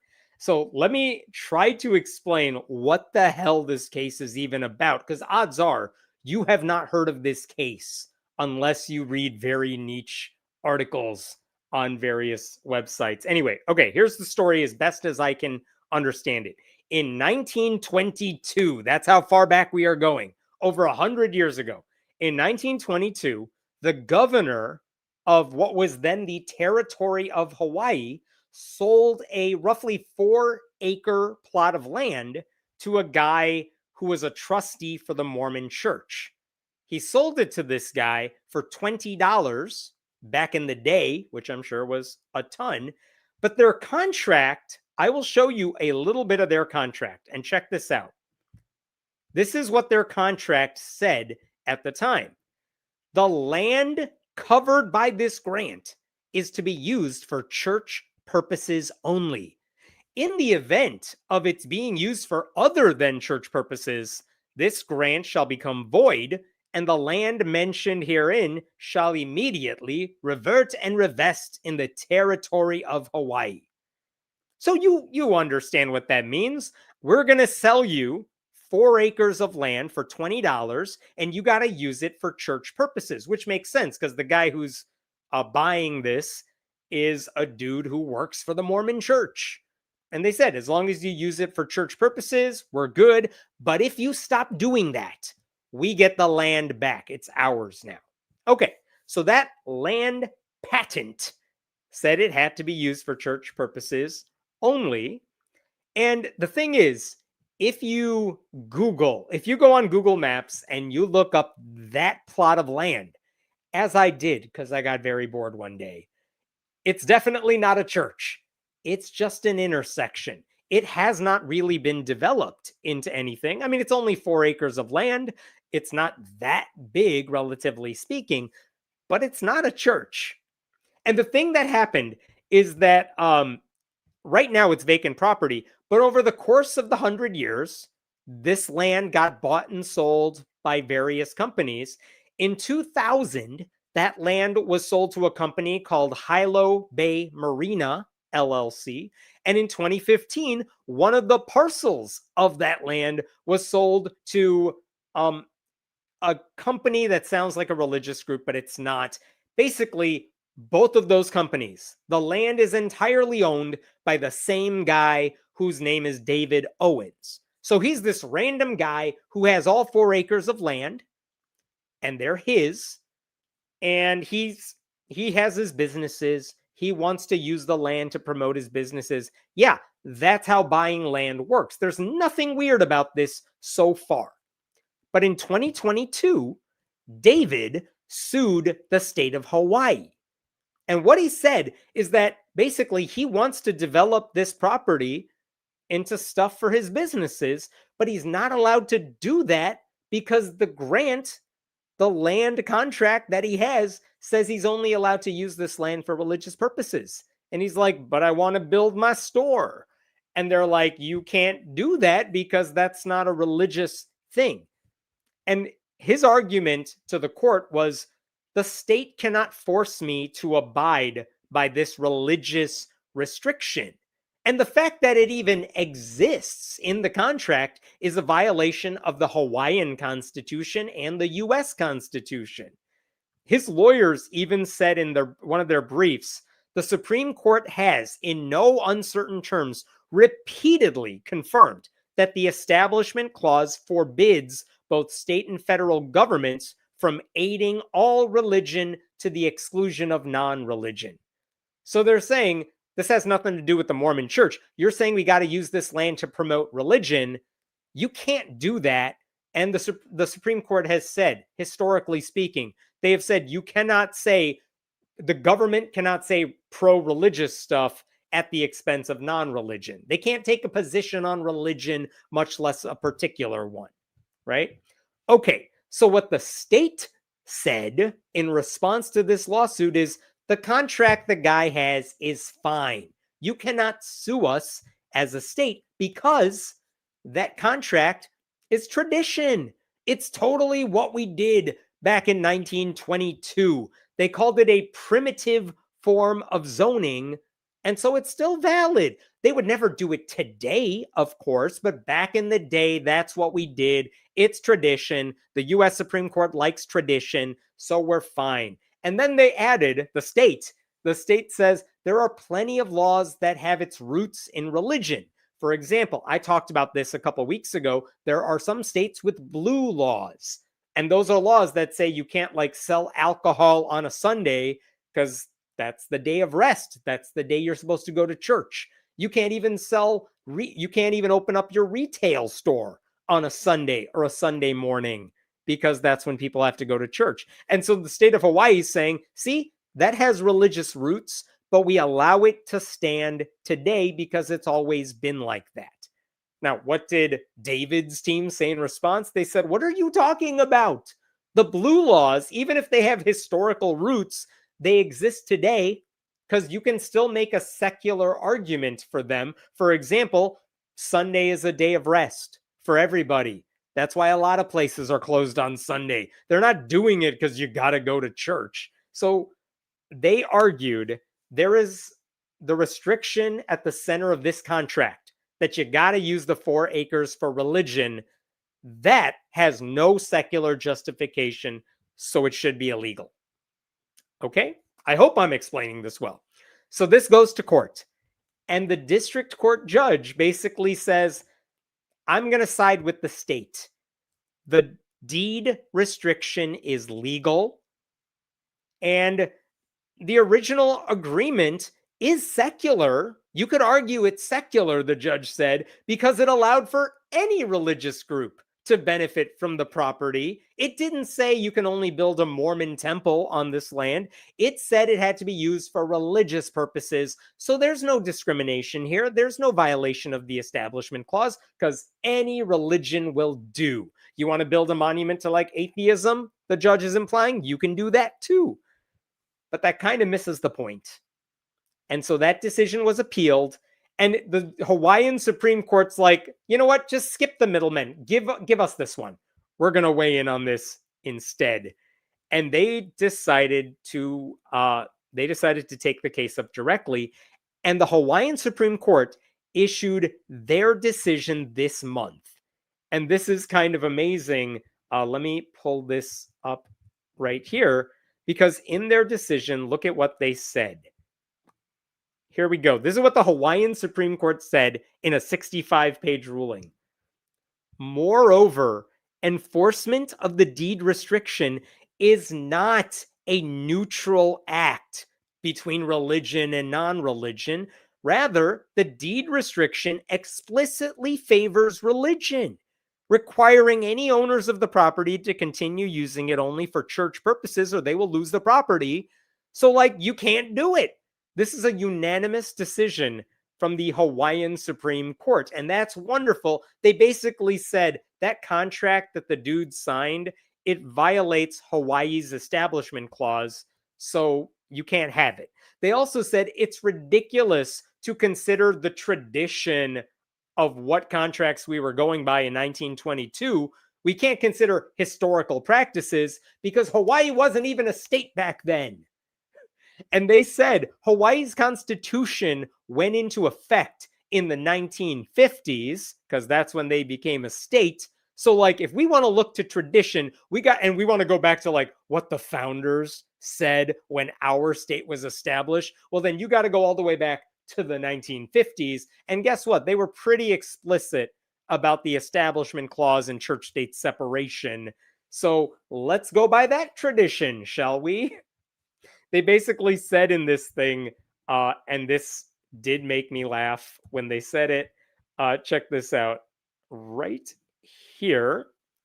We reject that notion because the record in this case, discussed above, does not support the state's contention that church purposes deed restrictions were part of an early form of use zoning in the territory of Hawaii. Further, there is nothing in the record to indicate that the framers of the Hawaii Constitution or the electorate considered such state actions as consistent with the Hawaii Establishment Clause adopted in 1959. So, beautiful result. They strike down that contract, and that's great news. What it means is that this property owner, David, he doesn't have to follow the religious use only. You can use the land for whatever legal thing you want to do, and we're just basically going to ignore the whole church use only thing. That's great. That is good news. That is not why I am telling you this story. Do you like that wind up? That's not why I'm telling you this story. I am telling you this because even though the Hawaiian Supreme Court wrote that 65-page decision, there was one judge who's like, I agree that church use contract is a violation of our Constitution. I agree with it. The decision is right. But you know what? I have more to say about this, and I'm going to write up my own concurrence and tell you why I think this guy David is right, but it's separate from it violates our establishment clause. He wrote his own concurrence. It is 40 pages long, and I just want to point you to this Slate headline. When they read this concurrence, look at what the lawyers at Slate said. This is the most withering indictment of the Supreme Court ever by a sitting judge. They were not talking about the Hawaiian Supreme Court decision I just showed you. They were talking about the concurrence written by one of the justices as an add-on to this decision. So the judge's name is Todd Eddins, Eddins. And oh my God, there is so much good stuff in here. It is freaking glorious. Are you ready for this? I'm going to take you through some of this. I'll take you through as much as I can of this. But basically, Eddins denounced what the John Roberts Supreme Court has said about religion over the past several years because he says church-state separation is so damn important, but the U.S. Supreme Court keeps trying to ruin it. Oh, there's so many delicious passages in here. So here's the thing. He says, I wanted to write this concurrence because our Hawaii's establishment clause has a pluralistic purpose and secular spirit grander than what the majority suggests. Look at this. As jurists, talking about judges, as jurists have long known, and as the people of Hawaii who ratified our state constitution over the years understood, the promise of religious pluralism and secular government depends on a durable wall separating church and state. Without it, religion, government, and civil society suffer. He's just getting started. And then he says, Hawaii, when it comes to how should we interpret the establishment clause, we should not be taking cues from the conservatives on the U.S. Supreme Court. Let's just look to our own Constitution and things like that. Check this out. If the Supreme Court decides a case based on mission, text trickery, originalism, or imagination, then that case may have little value to a state that prefers a more principled way, or an interpretive approach that does not force contemporary society to pledge allegiance to the founding era's culture, realities, laws, and understanding of the Constitution. Oh my God. He's slamming the conservatives for trickery and their supposed originalism. Like, why are we asking the conservatives on the U.S. court to say, what did the white founding fathers say about church-state separation? Why are we depending on Clarence Thomas's interpretation of what a lot of those secular or deistic founders said, when in Hawaii, our church-state separation is way stronger, and we could just be looking to ours anyway. Then he goes hard at Roberts. Check this one out. The Roberts Court casually dismisses the lessons of American and world history, the warnings of prominent early Americans, and the judiciary's storied legal minds. Bad things happen unless government and religion are completely separated. Oh, he's not done. He keeps going. The court, talking about his court, I believe. No, sorry, the U.S. Supreme Court ditches neutrality and boosts accommodation over the wall. It flirts with the true harms the framers foresaw: coercion, exclusion, and civil strife. It invites state involvement with religion, and it exposes minority faiths and non-believers to majoritarian impulses. Whew. Oh my God. So this guy goes on to describe, Judge Eddins describes so many of the church-state rulings that the U.S. Supreme Court has issued and how they created these holes in the wall of separation. And he even says here, let me see if I could pull this one up. Look at what he says right here. Now the government must equally treat secular and religious entities in public funding matters, even when taxpayer money directly supports religious indoctrination. He's just going after everyone, all their stupid decisions. It's fantastic. Here's another section. Here we go. We're on page 28 of 40. Taxpayer funds now flow to religious institutions. So the government collects money from non-believers under the threat of jail, because you got to pay your taxes, and uses some of it to support religion. And since not all religions will receive public funds, the government forces minority faiths to support other faiths, or else. The court twists text, history, purpose, precedent, and public meaning to offend the First Amendment's character of government structure and the Constitution's separate sovereignty structure. There was one more section here I wanted to show you. Look at how he ends this thing on page 29, just this section. Today's court often rules not because the Constitution says so, but because partisan preferences and personal values say so. Oh my God.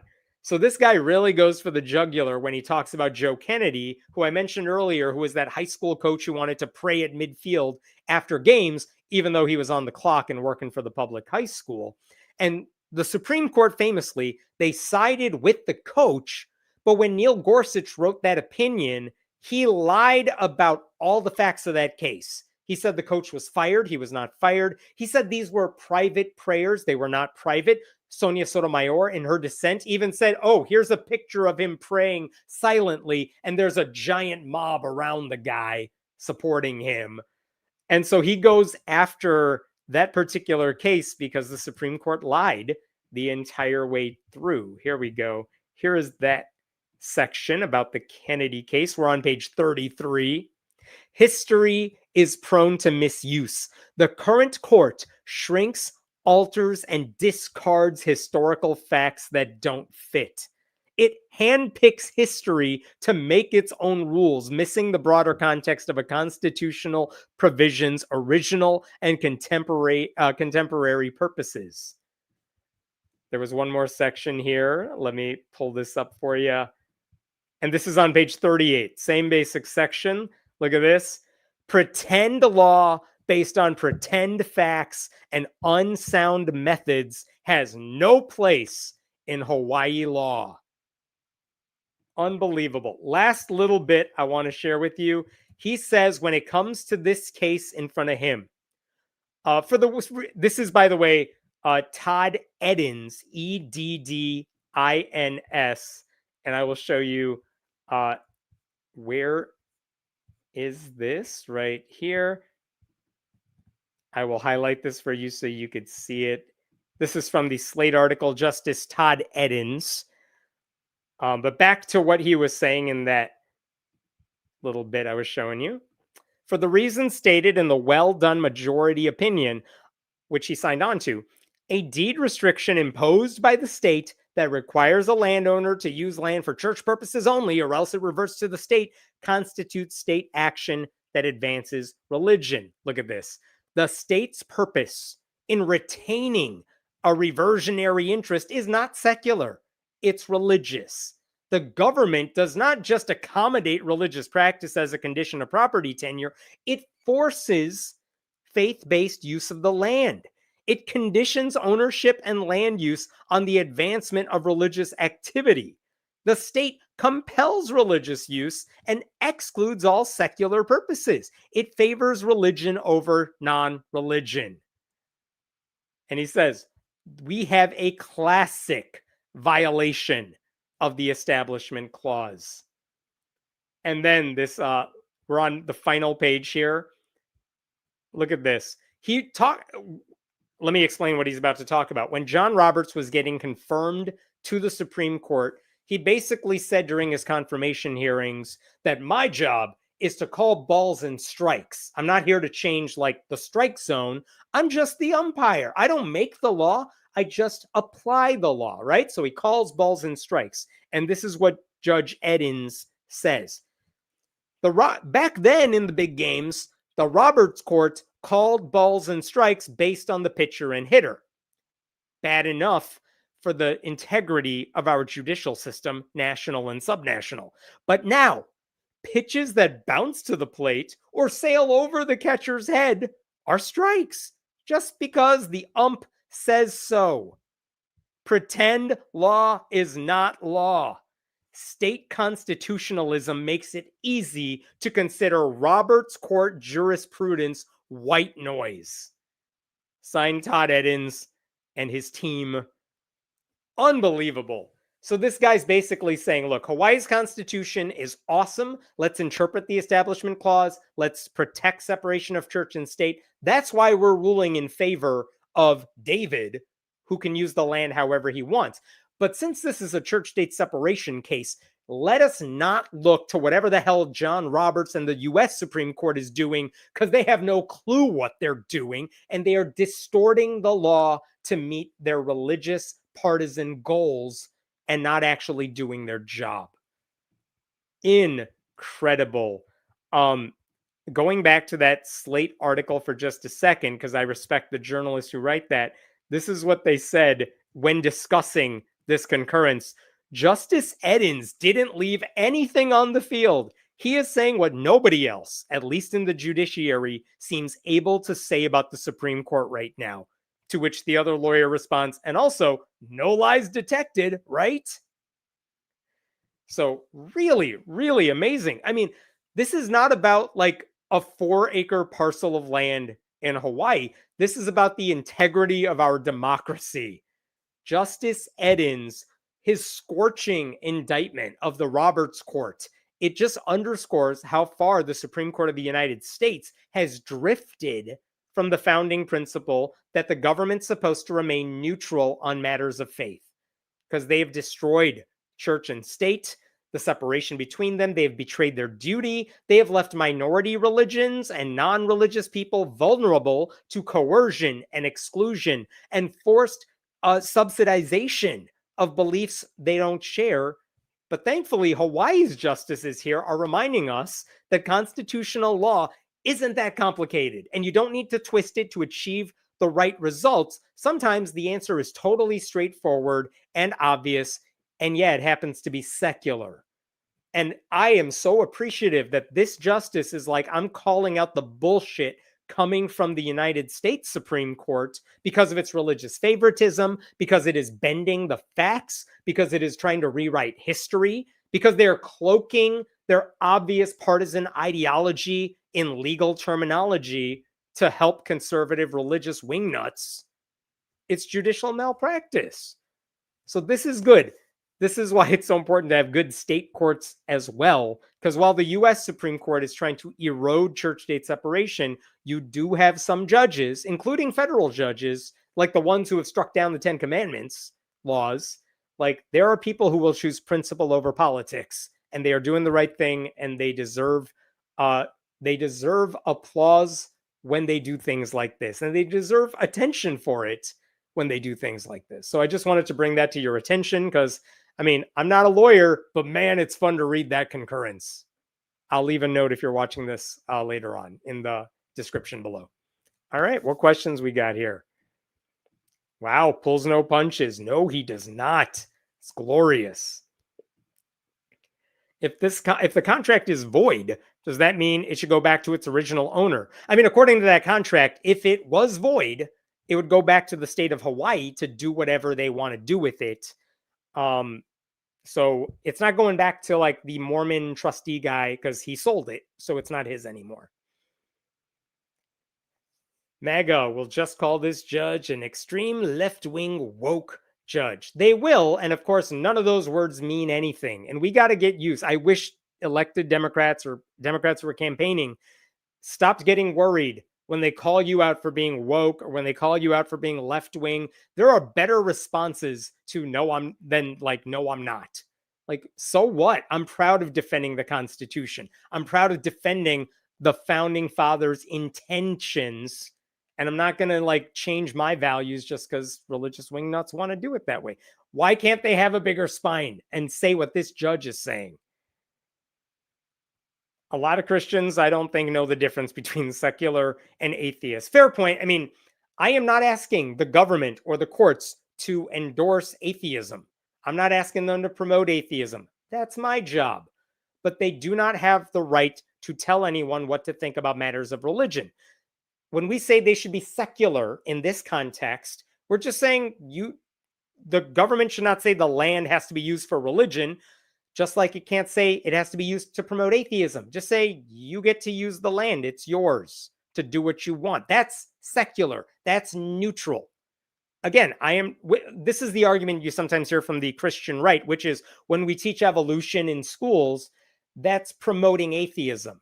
No, it's not. It's promoting good science, because that's how science works. Just because it overlaps with what a lot of atheists believe doesn't mean it's promoting atheism. We all just happen to live in the same Venn diagram where reality is, and those people don't. You know what I mean? So in this context, secular just means neutral. The government, people can have their beliefs, but the government should not be promoting any one particular belief system. That's secular. And I know it sometimes gets confusing because atheist groups sometimes use the word secular to describe themselves, but different context here. All right, jump into a different story. Got a couple maybe shorter ones for you here. I say that, and then we'll run 37 minutes. So give me a second to pull stuff up.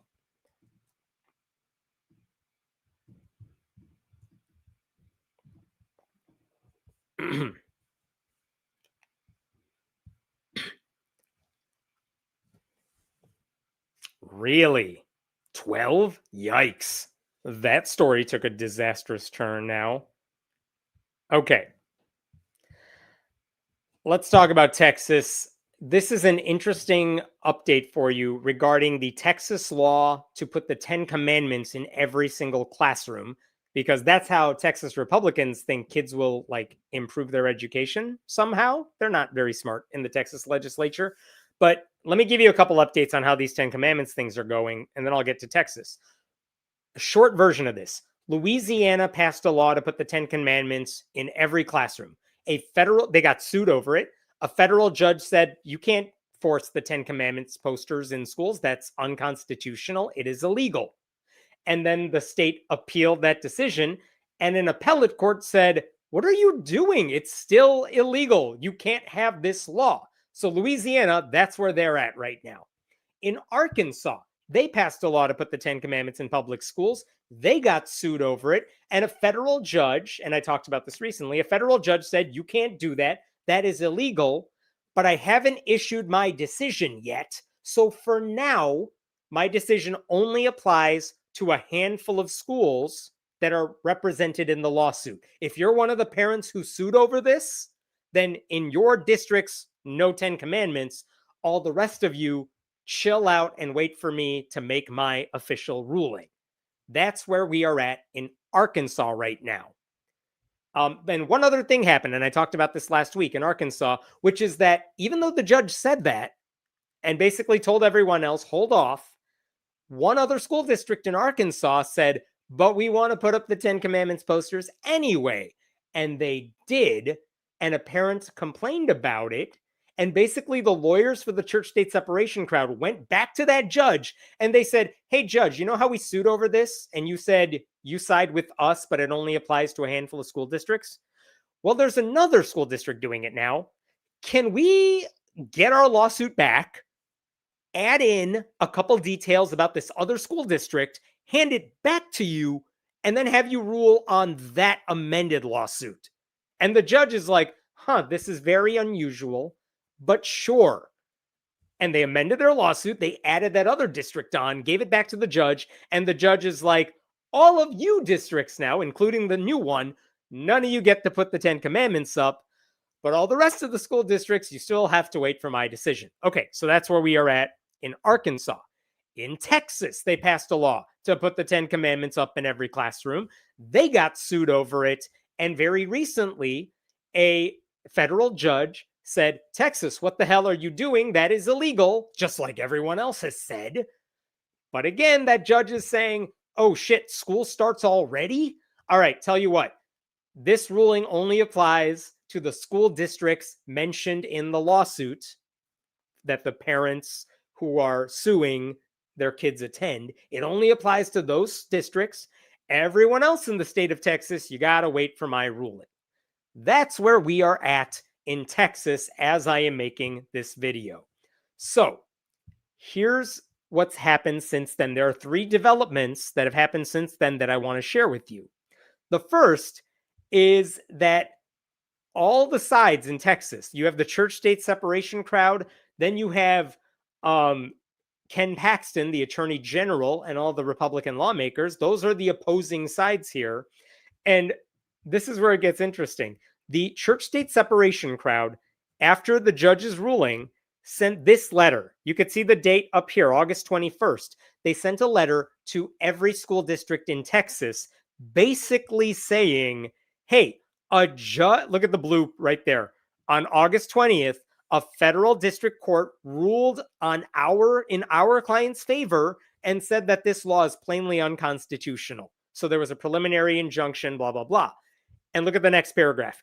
Even though your district is not a party to the ongoing lawsuit and you were not involved in it, all school districts have an independent obligation to respect students' and families' constitutional rights, basically telling all these school districts, I know you're not a part of this lawsuit, but you should not put up the 10 commandments either, otherwise you will get sued.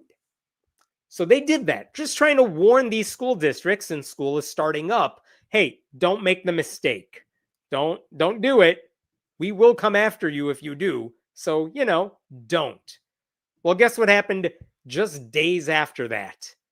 On August 25th, Ken Paxton, who is running for Senate, U.S. Senate from Texas now, he decided, I got to jump into this culture war battle. So on August 25th, he sends a letter to all these school districts saying, don't listen to the ACLU and the Freedom from Religion Foundation and Americans United. Don't listen to them. Listen to me.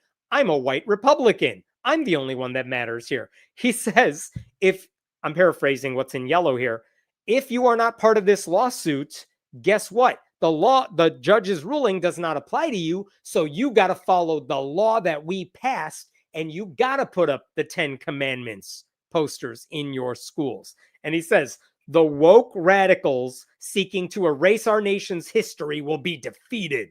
Again, nonsensical sentence that means nothing. The woke radicals here are the ones saying, maybe teach the kids instead of trying to force don't sleep with your neighbor's wife onto kindergartners. He says, I will not back down from defending the virtues and values that built this country. Like slavery? I don't know. Who says that? That's so weird. But Ken Paxton sent out this letter across the state saying, don't listen to them, listen to me, put up the 10 commandments. And basically, every school district in the states now caught in the middle. Who do you listen to? Do you listen to a right-wing extremist who does have power in your state? Or do you listen to First Amendment experts who are telling you they are going to sue you if you listen to the religious zealot? So that's development number 1. Development number 2 is that the school year actually began after those letters were sent. So what did these districts do? There was a really fascinating article from NBC News where they basically said, look at this right here. I will share this. How some Texas teachers are fighting the 10 Commandments law in classrooms. And this is by Daniel Arkin and Eric Ortiz. But this is fascinating. They mention a bunch of teachers who don't use their real names. But look at this. A teacher in Southeast Texas says she's playing a risky game after deciding she won't display the 10 Commandments in her classroom at all. But if she must, she said, she will hang it upside down. That's malicious compliance. I like it. What else do we have here? Look at that picture. This is what another teacher did. There's the poster that the law requires them to put, but this teacher in pink has other things on her wall. Hinduism, 5 pillars of Islam, the 4 noble truths of Buddhism. And that teacher said her district is diverse, and because her school includes students of different religions, she decided to hang posters of other religions' tenets around the 10 Commandments poster. So that is awesome as well. Get the Satanic Temple's 7 rules as well. And there's one more at the bottom here. And this person used her name. That's how you know she's courageous. Aja Farrow, who teaches English and theater to students ages 10 to 14 in a rural area of North Texas. That's very red. Said a local church has announced it would be donating posters soon, which means the school district would have to use them according to the law. When that happens, Farrow said, she plans to design a world religions wall to be inclusive of all faiths and ideologies. Teachers at her school have the ability to post sentimental things in their classroom, she added. We have teachers who have Bible verses, as well as teachers who have photos of them with their LGBTQIA plus partners. That freedom should be there. But to mandate one walk of life, one religion, it's extremely unconstitutional. And I plan to be as maliciously compliant as possible so that all of my students, regardless of religion or lack thereof, feel valued, comfortable, and seen.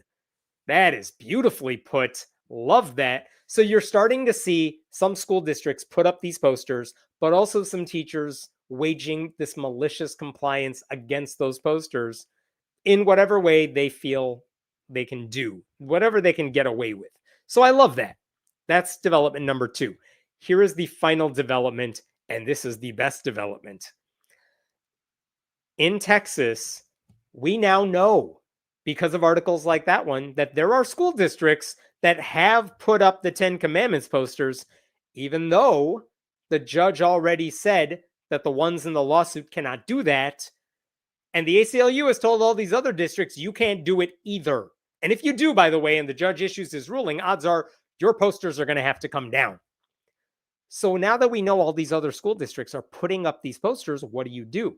Well, guess what? The ACLU and Americans United and FFRF, they basically went back to that judge. And they said, hey, you know that lawsuit that we filed that you already said we won, but you're not done writing your decision yet? Can we have it back? And can we add on a whole bunch of other school districts? Look at this. The plaintiffs in our new lawsuit also plan to file a motion for a temporary restraining order and a preliminary injunction because these districts are doing the exact same thing those other ones did. You stopped the other ones. Now we need you to stop it here. And they say there are a bunch of school districts we are now naming in today's lawsuit. And by the way, on that list, the Conroe Independent School District and the Fort Worth ISD and Arlington ISD and Frisco ISD, those are among the 25 largest school districts in Texas. The original lawsuit had like another 5 or 6 that were in the top 25. So basically, this new lawsuit is essentially identical to the one they filed earlier, with the plaintiffs and their school districts being the main changes.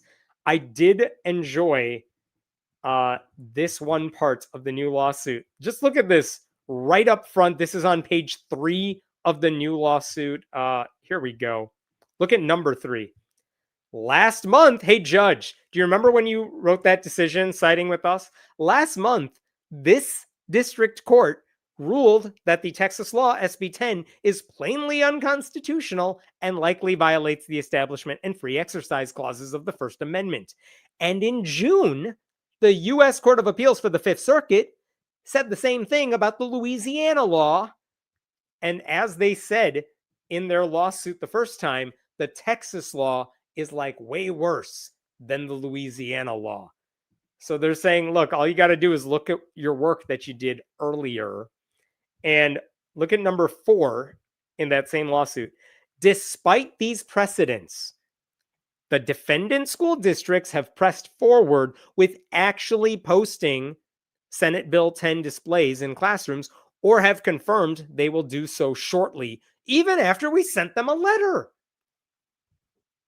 Unbelievable. So the lawsuit lays out in depth how they know all these school districts have put up 10 Commandments posters or how they know they're about to. And I want to show you just one of them. Look at number 101. The Frisco Independent School District has already installed 4,805 Ten Commandments posters across 77 campuses, purchased by the district for approximately $1,800. Like, they are already wasting money buying posters for to follow this dumb law that's getting struck down. So I love it. I love that the church-state separation crowd has written like one lawsuit over the Ten Commandments cases, all these laws, and they are just copy pasting it in every state, and they're winning all over the place. This should be an open shut case. If the previous ruling said the Ten Commandments displays were illegal in those school districts, that should apply here too. It shouldn't take very long for the judge to say so. And this lawsuit was filed very recently, so I'm expecting the judge to chime in very soon and say, yeah, what I said then, I'm applying it now as well. This is not a local thing, though. Even if you don't live in Texas, this is a warning for any school district that wants to play politics with the Constitution. Staffers and administrators should be doing everything in their power to help students get the best education possible. The Republicans elected in these states are trying to distract them from doing that by focusing on this shit, because this doesn't help students at all. Like, and why are we gambling with taxpayer dollars? In Texas, Ken Paxton said, if you get sued over this, my office will defend your district for free. But who pays for Ken Paxton's office's time? The taxpayers. He's wasting state resources to fight these lawsuits he is going to lose, because it's all fun and games for him and for Republicans. So the lesson here is straightforward. If you defy the courts, you will be dragged into them. So don't do it. Don't listen to the Republicans who don't know how the law works and who are begging you to fight their culture war battles with them. So far, a lot of these courts have been pretty good about these issues. It seems like they're going to lose this one too. Moral of the story, listen to the First Amendment experts who work for these church-state separation groups and not the right-wing zealots who don't know how the law works. The Constitution does not bend to their faith. Hopefully these courts will not do that either. All right, I'm done with that story. What else do we got here? That's a teachable moment for the students. Never listen to Ken Paxton ever. I mean, that's good life advice for anybody. But yes, all of this is teachable for students. Like, some of these laws that are being passed are illegal, and they get passed anyway because the people pushing for them don't have you in mind. They have their egos in mind. They have their religion in mind. Like, go be a pastor then. That's the job you want to do. Hays County in Central Texas, their independent school district, put the Bill of Rights posters next to the Ten Commandments posters. I'm so proud. Good start, but also they shouldn't be putting up the Ten Commandments posters. So they're over complying the law. Sneaky. Yeah, I mean, if you have to put up the Ten Commandments posters, teachers don't really get a say here. But as these teachers in some places are saying, there are other things they can do to take the focus off the Ten Commandments. And whether it's promoting other religions in the same way, but really, if you want to go malicious compliance, there are better ways to do it than promoting Hinduism or promoting Islam. You like make people uncomfortable at this point. Why not? Proof that Texas isn't 100% Republican Christian nationalist, like they sometimes get portrayed as. I think someone made this comment earlier too, and I know Beto O'Rourke is famous for saying this. Texas is not a red state. Texas is a non-voting state. And if the Democrats and, other sensible people in the state voted against Republicans, at least for those statewide elections, there would be a sea change, and it would be good for the people who live there.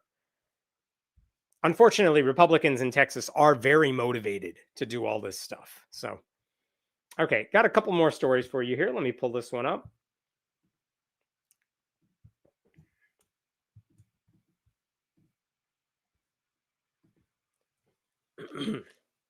Ooh. What's the answer?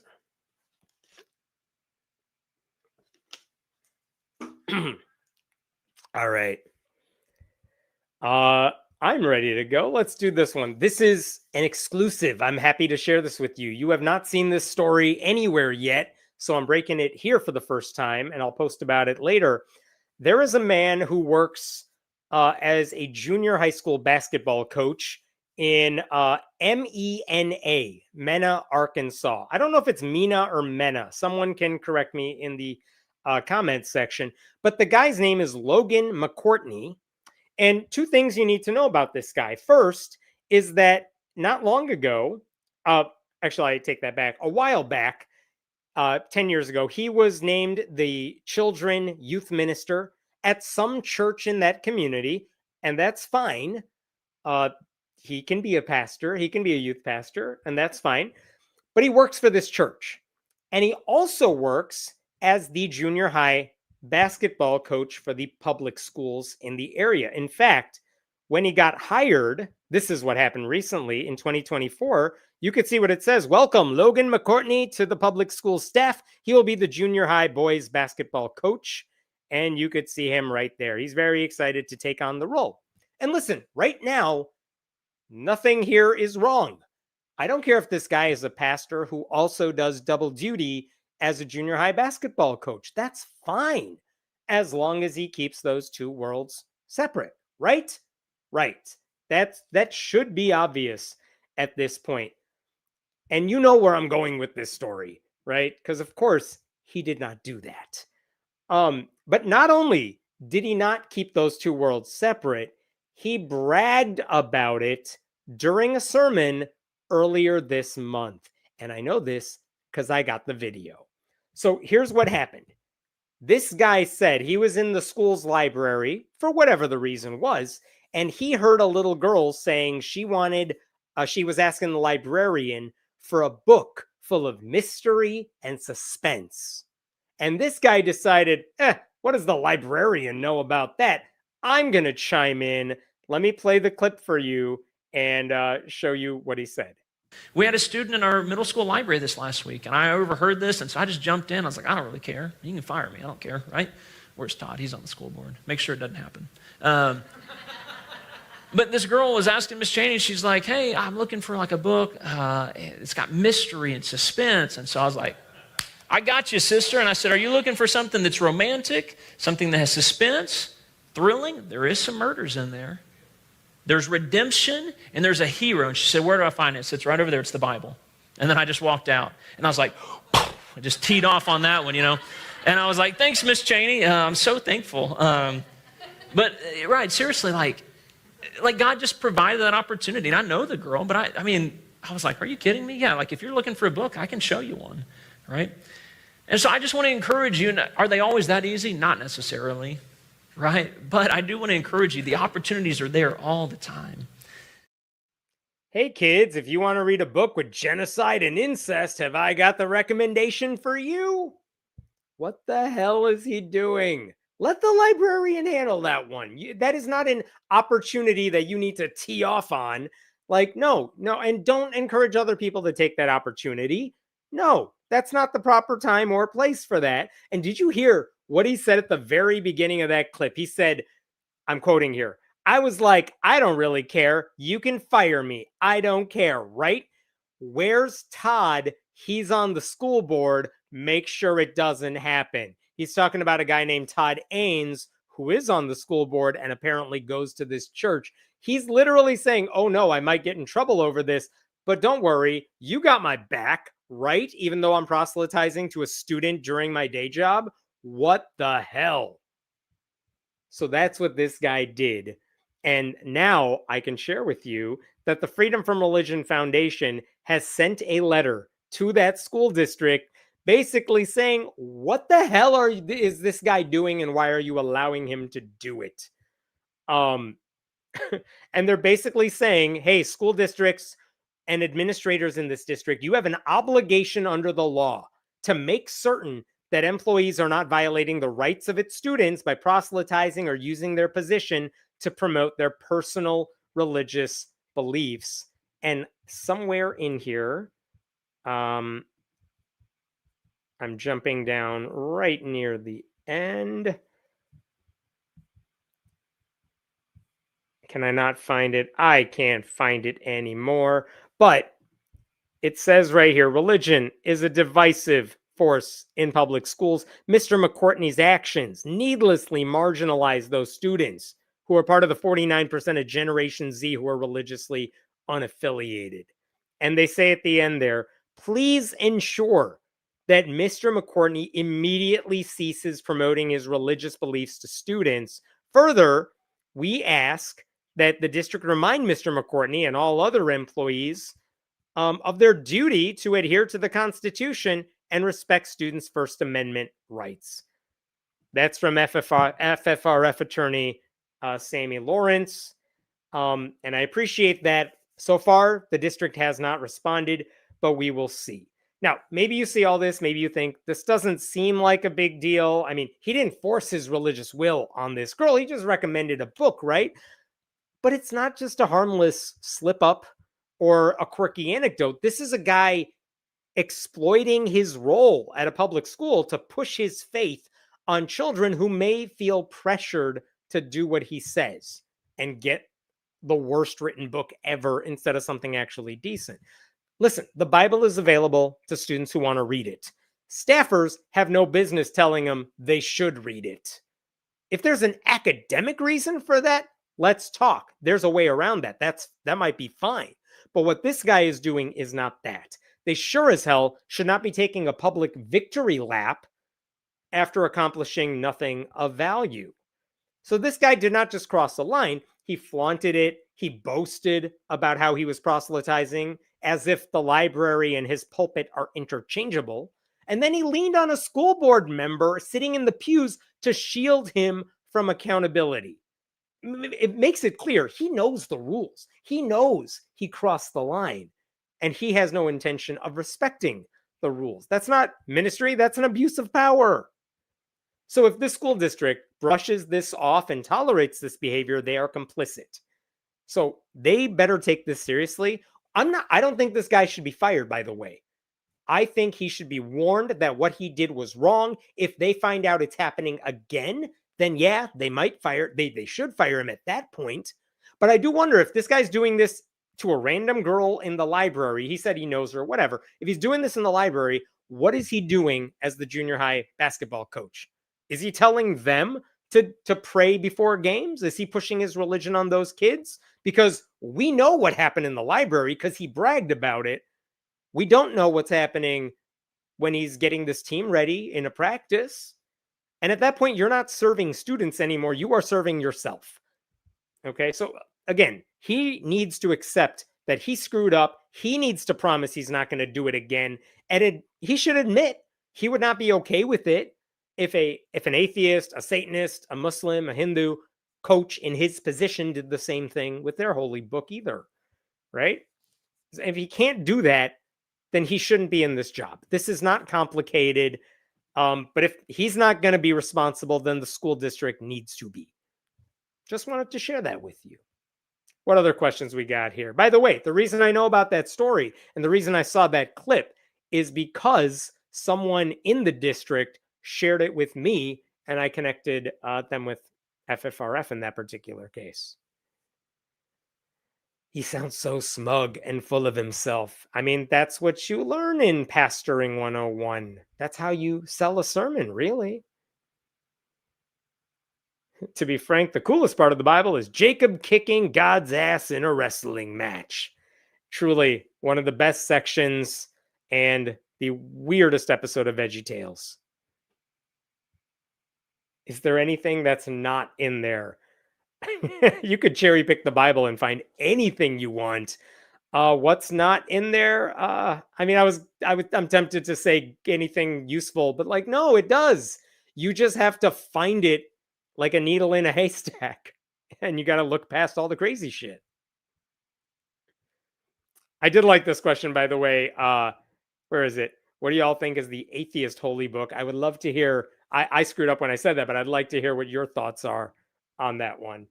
I got one last story for you, then I'll call it a night. And give me one moment to set this one up.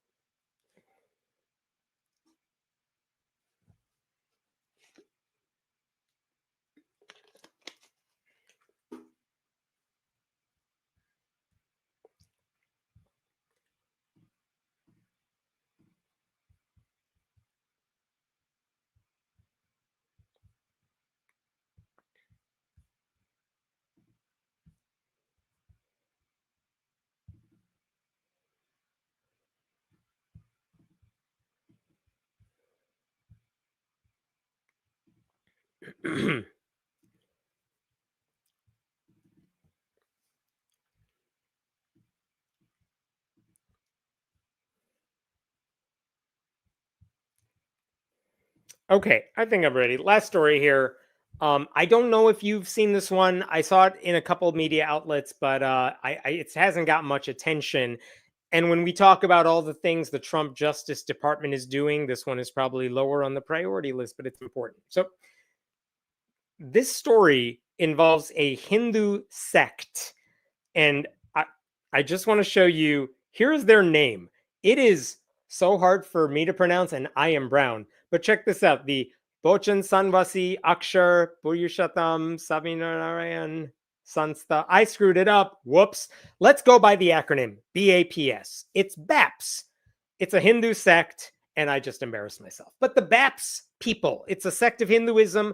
If you know anything about them, it is that they make some of the most beautiful temples you will ever see. This is their actual website where they say, these are our temples. Look at our global network. And if you look at this, this is in Nairobi, right over here. Looks amazing. This is one in Abu Dhabi, right over here. And so they have these giant, gorgeous temples all over the world. And this is kind of the big thing they are known for. So I live not far from Chicago, and there is a BAPS temple not far from where I live too. My family is not Hindu, but we've driven past that temple, and very much I've had relatives who are like, stop by the BAPS temple because we want to take a look at it because it's gorgeous. Like, it really is. If you were from another country and you were coming and you were like, what do you check out? You know how you go to, like, you're in Europe and you want to see the castles. Well, if there's a BAPS temple nearby, they make them really huge because they can, and they're gorgeous. Anyway, the reason I bring this up is because a few years ago, they were building a new BAPS temple in New Jersey, in Robbinsville, New Jersey in 2021. And this one was in the headlines for all the wrong reasons. And the reason we know that is because there was a lawsuit filed by a bunch of people against the BAPS people. That's the simplest way I could put that. But basically, what that lawsuit, a federal lawsuit, said is that the BAPS denomination was basically using forced labor to build that temple in Robbinsville. It was the largest Hindu temple in the United States. And in order to build it, according to the lawsuit, they brought in dozens of low caste workers from India. They paid them about $1.20 an hour, and they forced them to live on temple property. They brought more than 200 people to that facility, even though only 6 men were named in that initial lawsuit. But according to the lawsuit, if I could find that in this article, this is what the New York Times wrote when they published this. Here we go. Whoops, let me try that again. Yeah, this is what the New York Times wrote. They were brought to the United States on religious visas, or R1 visas, temporary visas used for clergy and lay religious workers such as missionaries, and presented to the U.S. government as volunteers, according to the lawsuit, according to the claim. They were asked to sign several documents, often in English, and instructed to tell U.S. embassy staffers that they were skilled carvers or decorative painters, the complaint said. But wait, it gets worse. Lawyers for the men, however, say they did manual labor on the site, working nearly 13 hours a day lifting large stones, operating cranes and other heavy machinery. They don't know how cranes work. Building roads and storm sewers, digging ditches and shoveling snow, all for the equivalent of about $450 a month. They were paid $50 in cash, with the rest deposited in accounts in India, the complaint said. So this is what the lawsuit said in 2021, right? Federal agents then raided the property in 2021 around the same time. They removed 90 workers from the site. The temple always denied any wrongdoing. Now, there's also a political angle to this, because as the New York Times explained at the time as well, BAPS has very strong ties with Prime Minister Modi of India, who is a Hindu nationalist. And Modi even spoke at the funeral for the denomination's spiritual leader years prior to this raid happening. And one of the things that this denomination did to please Prime Minister Modi is that there was an Islamic mosque that was destroyed by Hindu extremists in 1992. What do you do with that land? Because that temple, that mosque, was destroyed? Well, to please Narendra Modi, the BAPS people said, why don't we build a Hindu temple right over here? That's the sort of stuff we're talking about. So, this civil lawsuit is going through the courts. It hits a few snags. And again, there's two things going on. The federal government raids the place because they're doing an investigation, but there's also this lawsuit going through the courts saying there was something illegal happening. So the civil lawsuit's going through the courts. There are some problems. More plaintiffs are added, but some of them say, can you get me off this lawsuit, saying we never wanted to join this lawsuit, which looks bad for the people suing. But because the government was investigating this matter, because they raided the place and took some people out, the whole lawsuit was just put on hold for years until that inquiry could be completed. So guess what? Why am I telling you all this now? Because last week, BAPS officials found out that the federal investigation into what they were doing was completed, and that the Department of Justice decided, we're not going to do anything about this. That's it. And the reason we know that is this is the statement they issued on their site 1 week ago as I'm taking this. Announcement from BAPS North America, September 18th. The BAPS group in the United States welcomes the decision by the U.S. Department of Justice and the U.S. Attorney's Office for the District of New Jersey to close their investigation of BAPS and the creation of the temple in New Jersey. The U.S. government's decision to end this investigation sends a clear and powerful message in support of what our organization has maintained from the outset, that this temple, a place of peace, service, and devotion, was built through the love, dedication, and volunteer service of thousands of devotees from all walks of life. Yeah, so that's the statement from the organization. To be clear, that statement does not say we did not use cheap labor. It just says the Department of Justice is not looking into us anymore.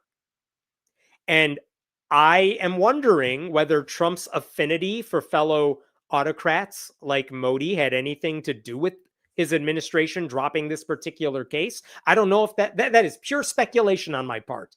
But you wonder if Trump wants to get Modi to like him, because he totally does.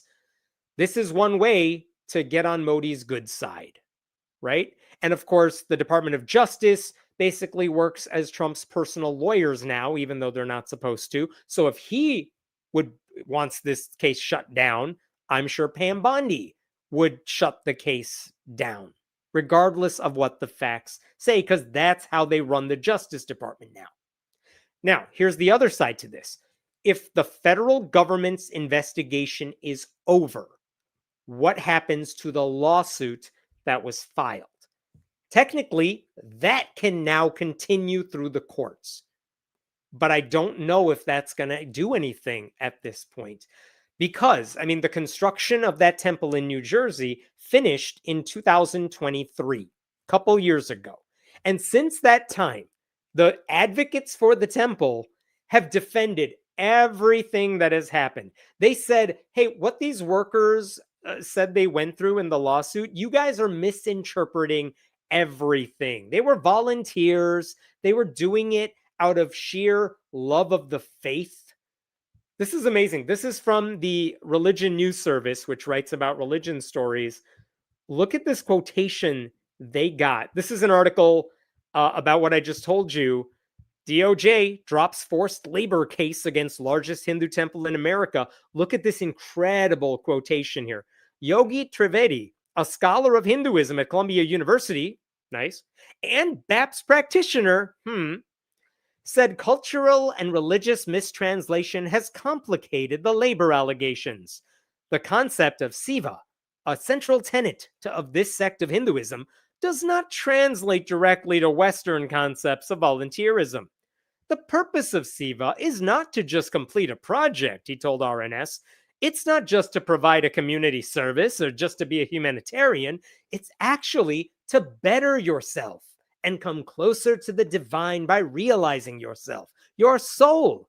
When I saw thousands of Sivaks give so much of their life to essentially move their families here to come and serve, I couldn't but feel remorse at the fact that their service was misinterpreted, or the concept that drove them to be the way they are now was being misunderstood. I don't know, that would be a lot easier to believe if the initial lawsuit did not say some really insane things such as this. This is from that 2021 lawsuit. Let me share this with you. Look at number 9. At the Robbinsville Temple and elsewhere, workers were prohibited from speaking with outside visitors to the temple. Failure to obey this rule would result in workers' meager pay being reduced even further, the workers being sent back to India or other disciplinary action. At times, supervisors told the workers that the police would arrest them if they left. One R1 worker died while he was subjected to forced labor at this temple.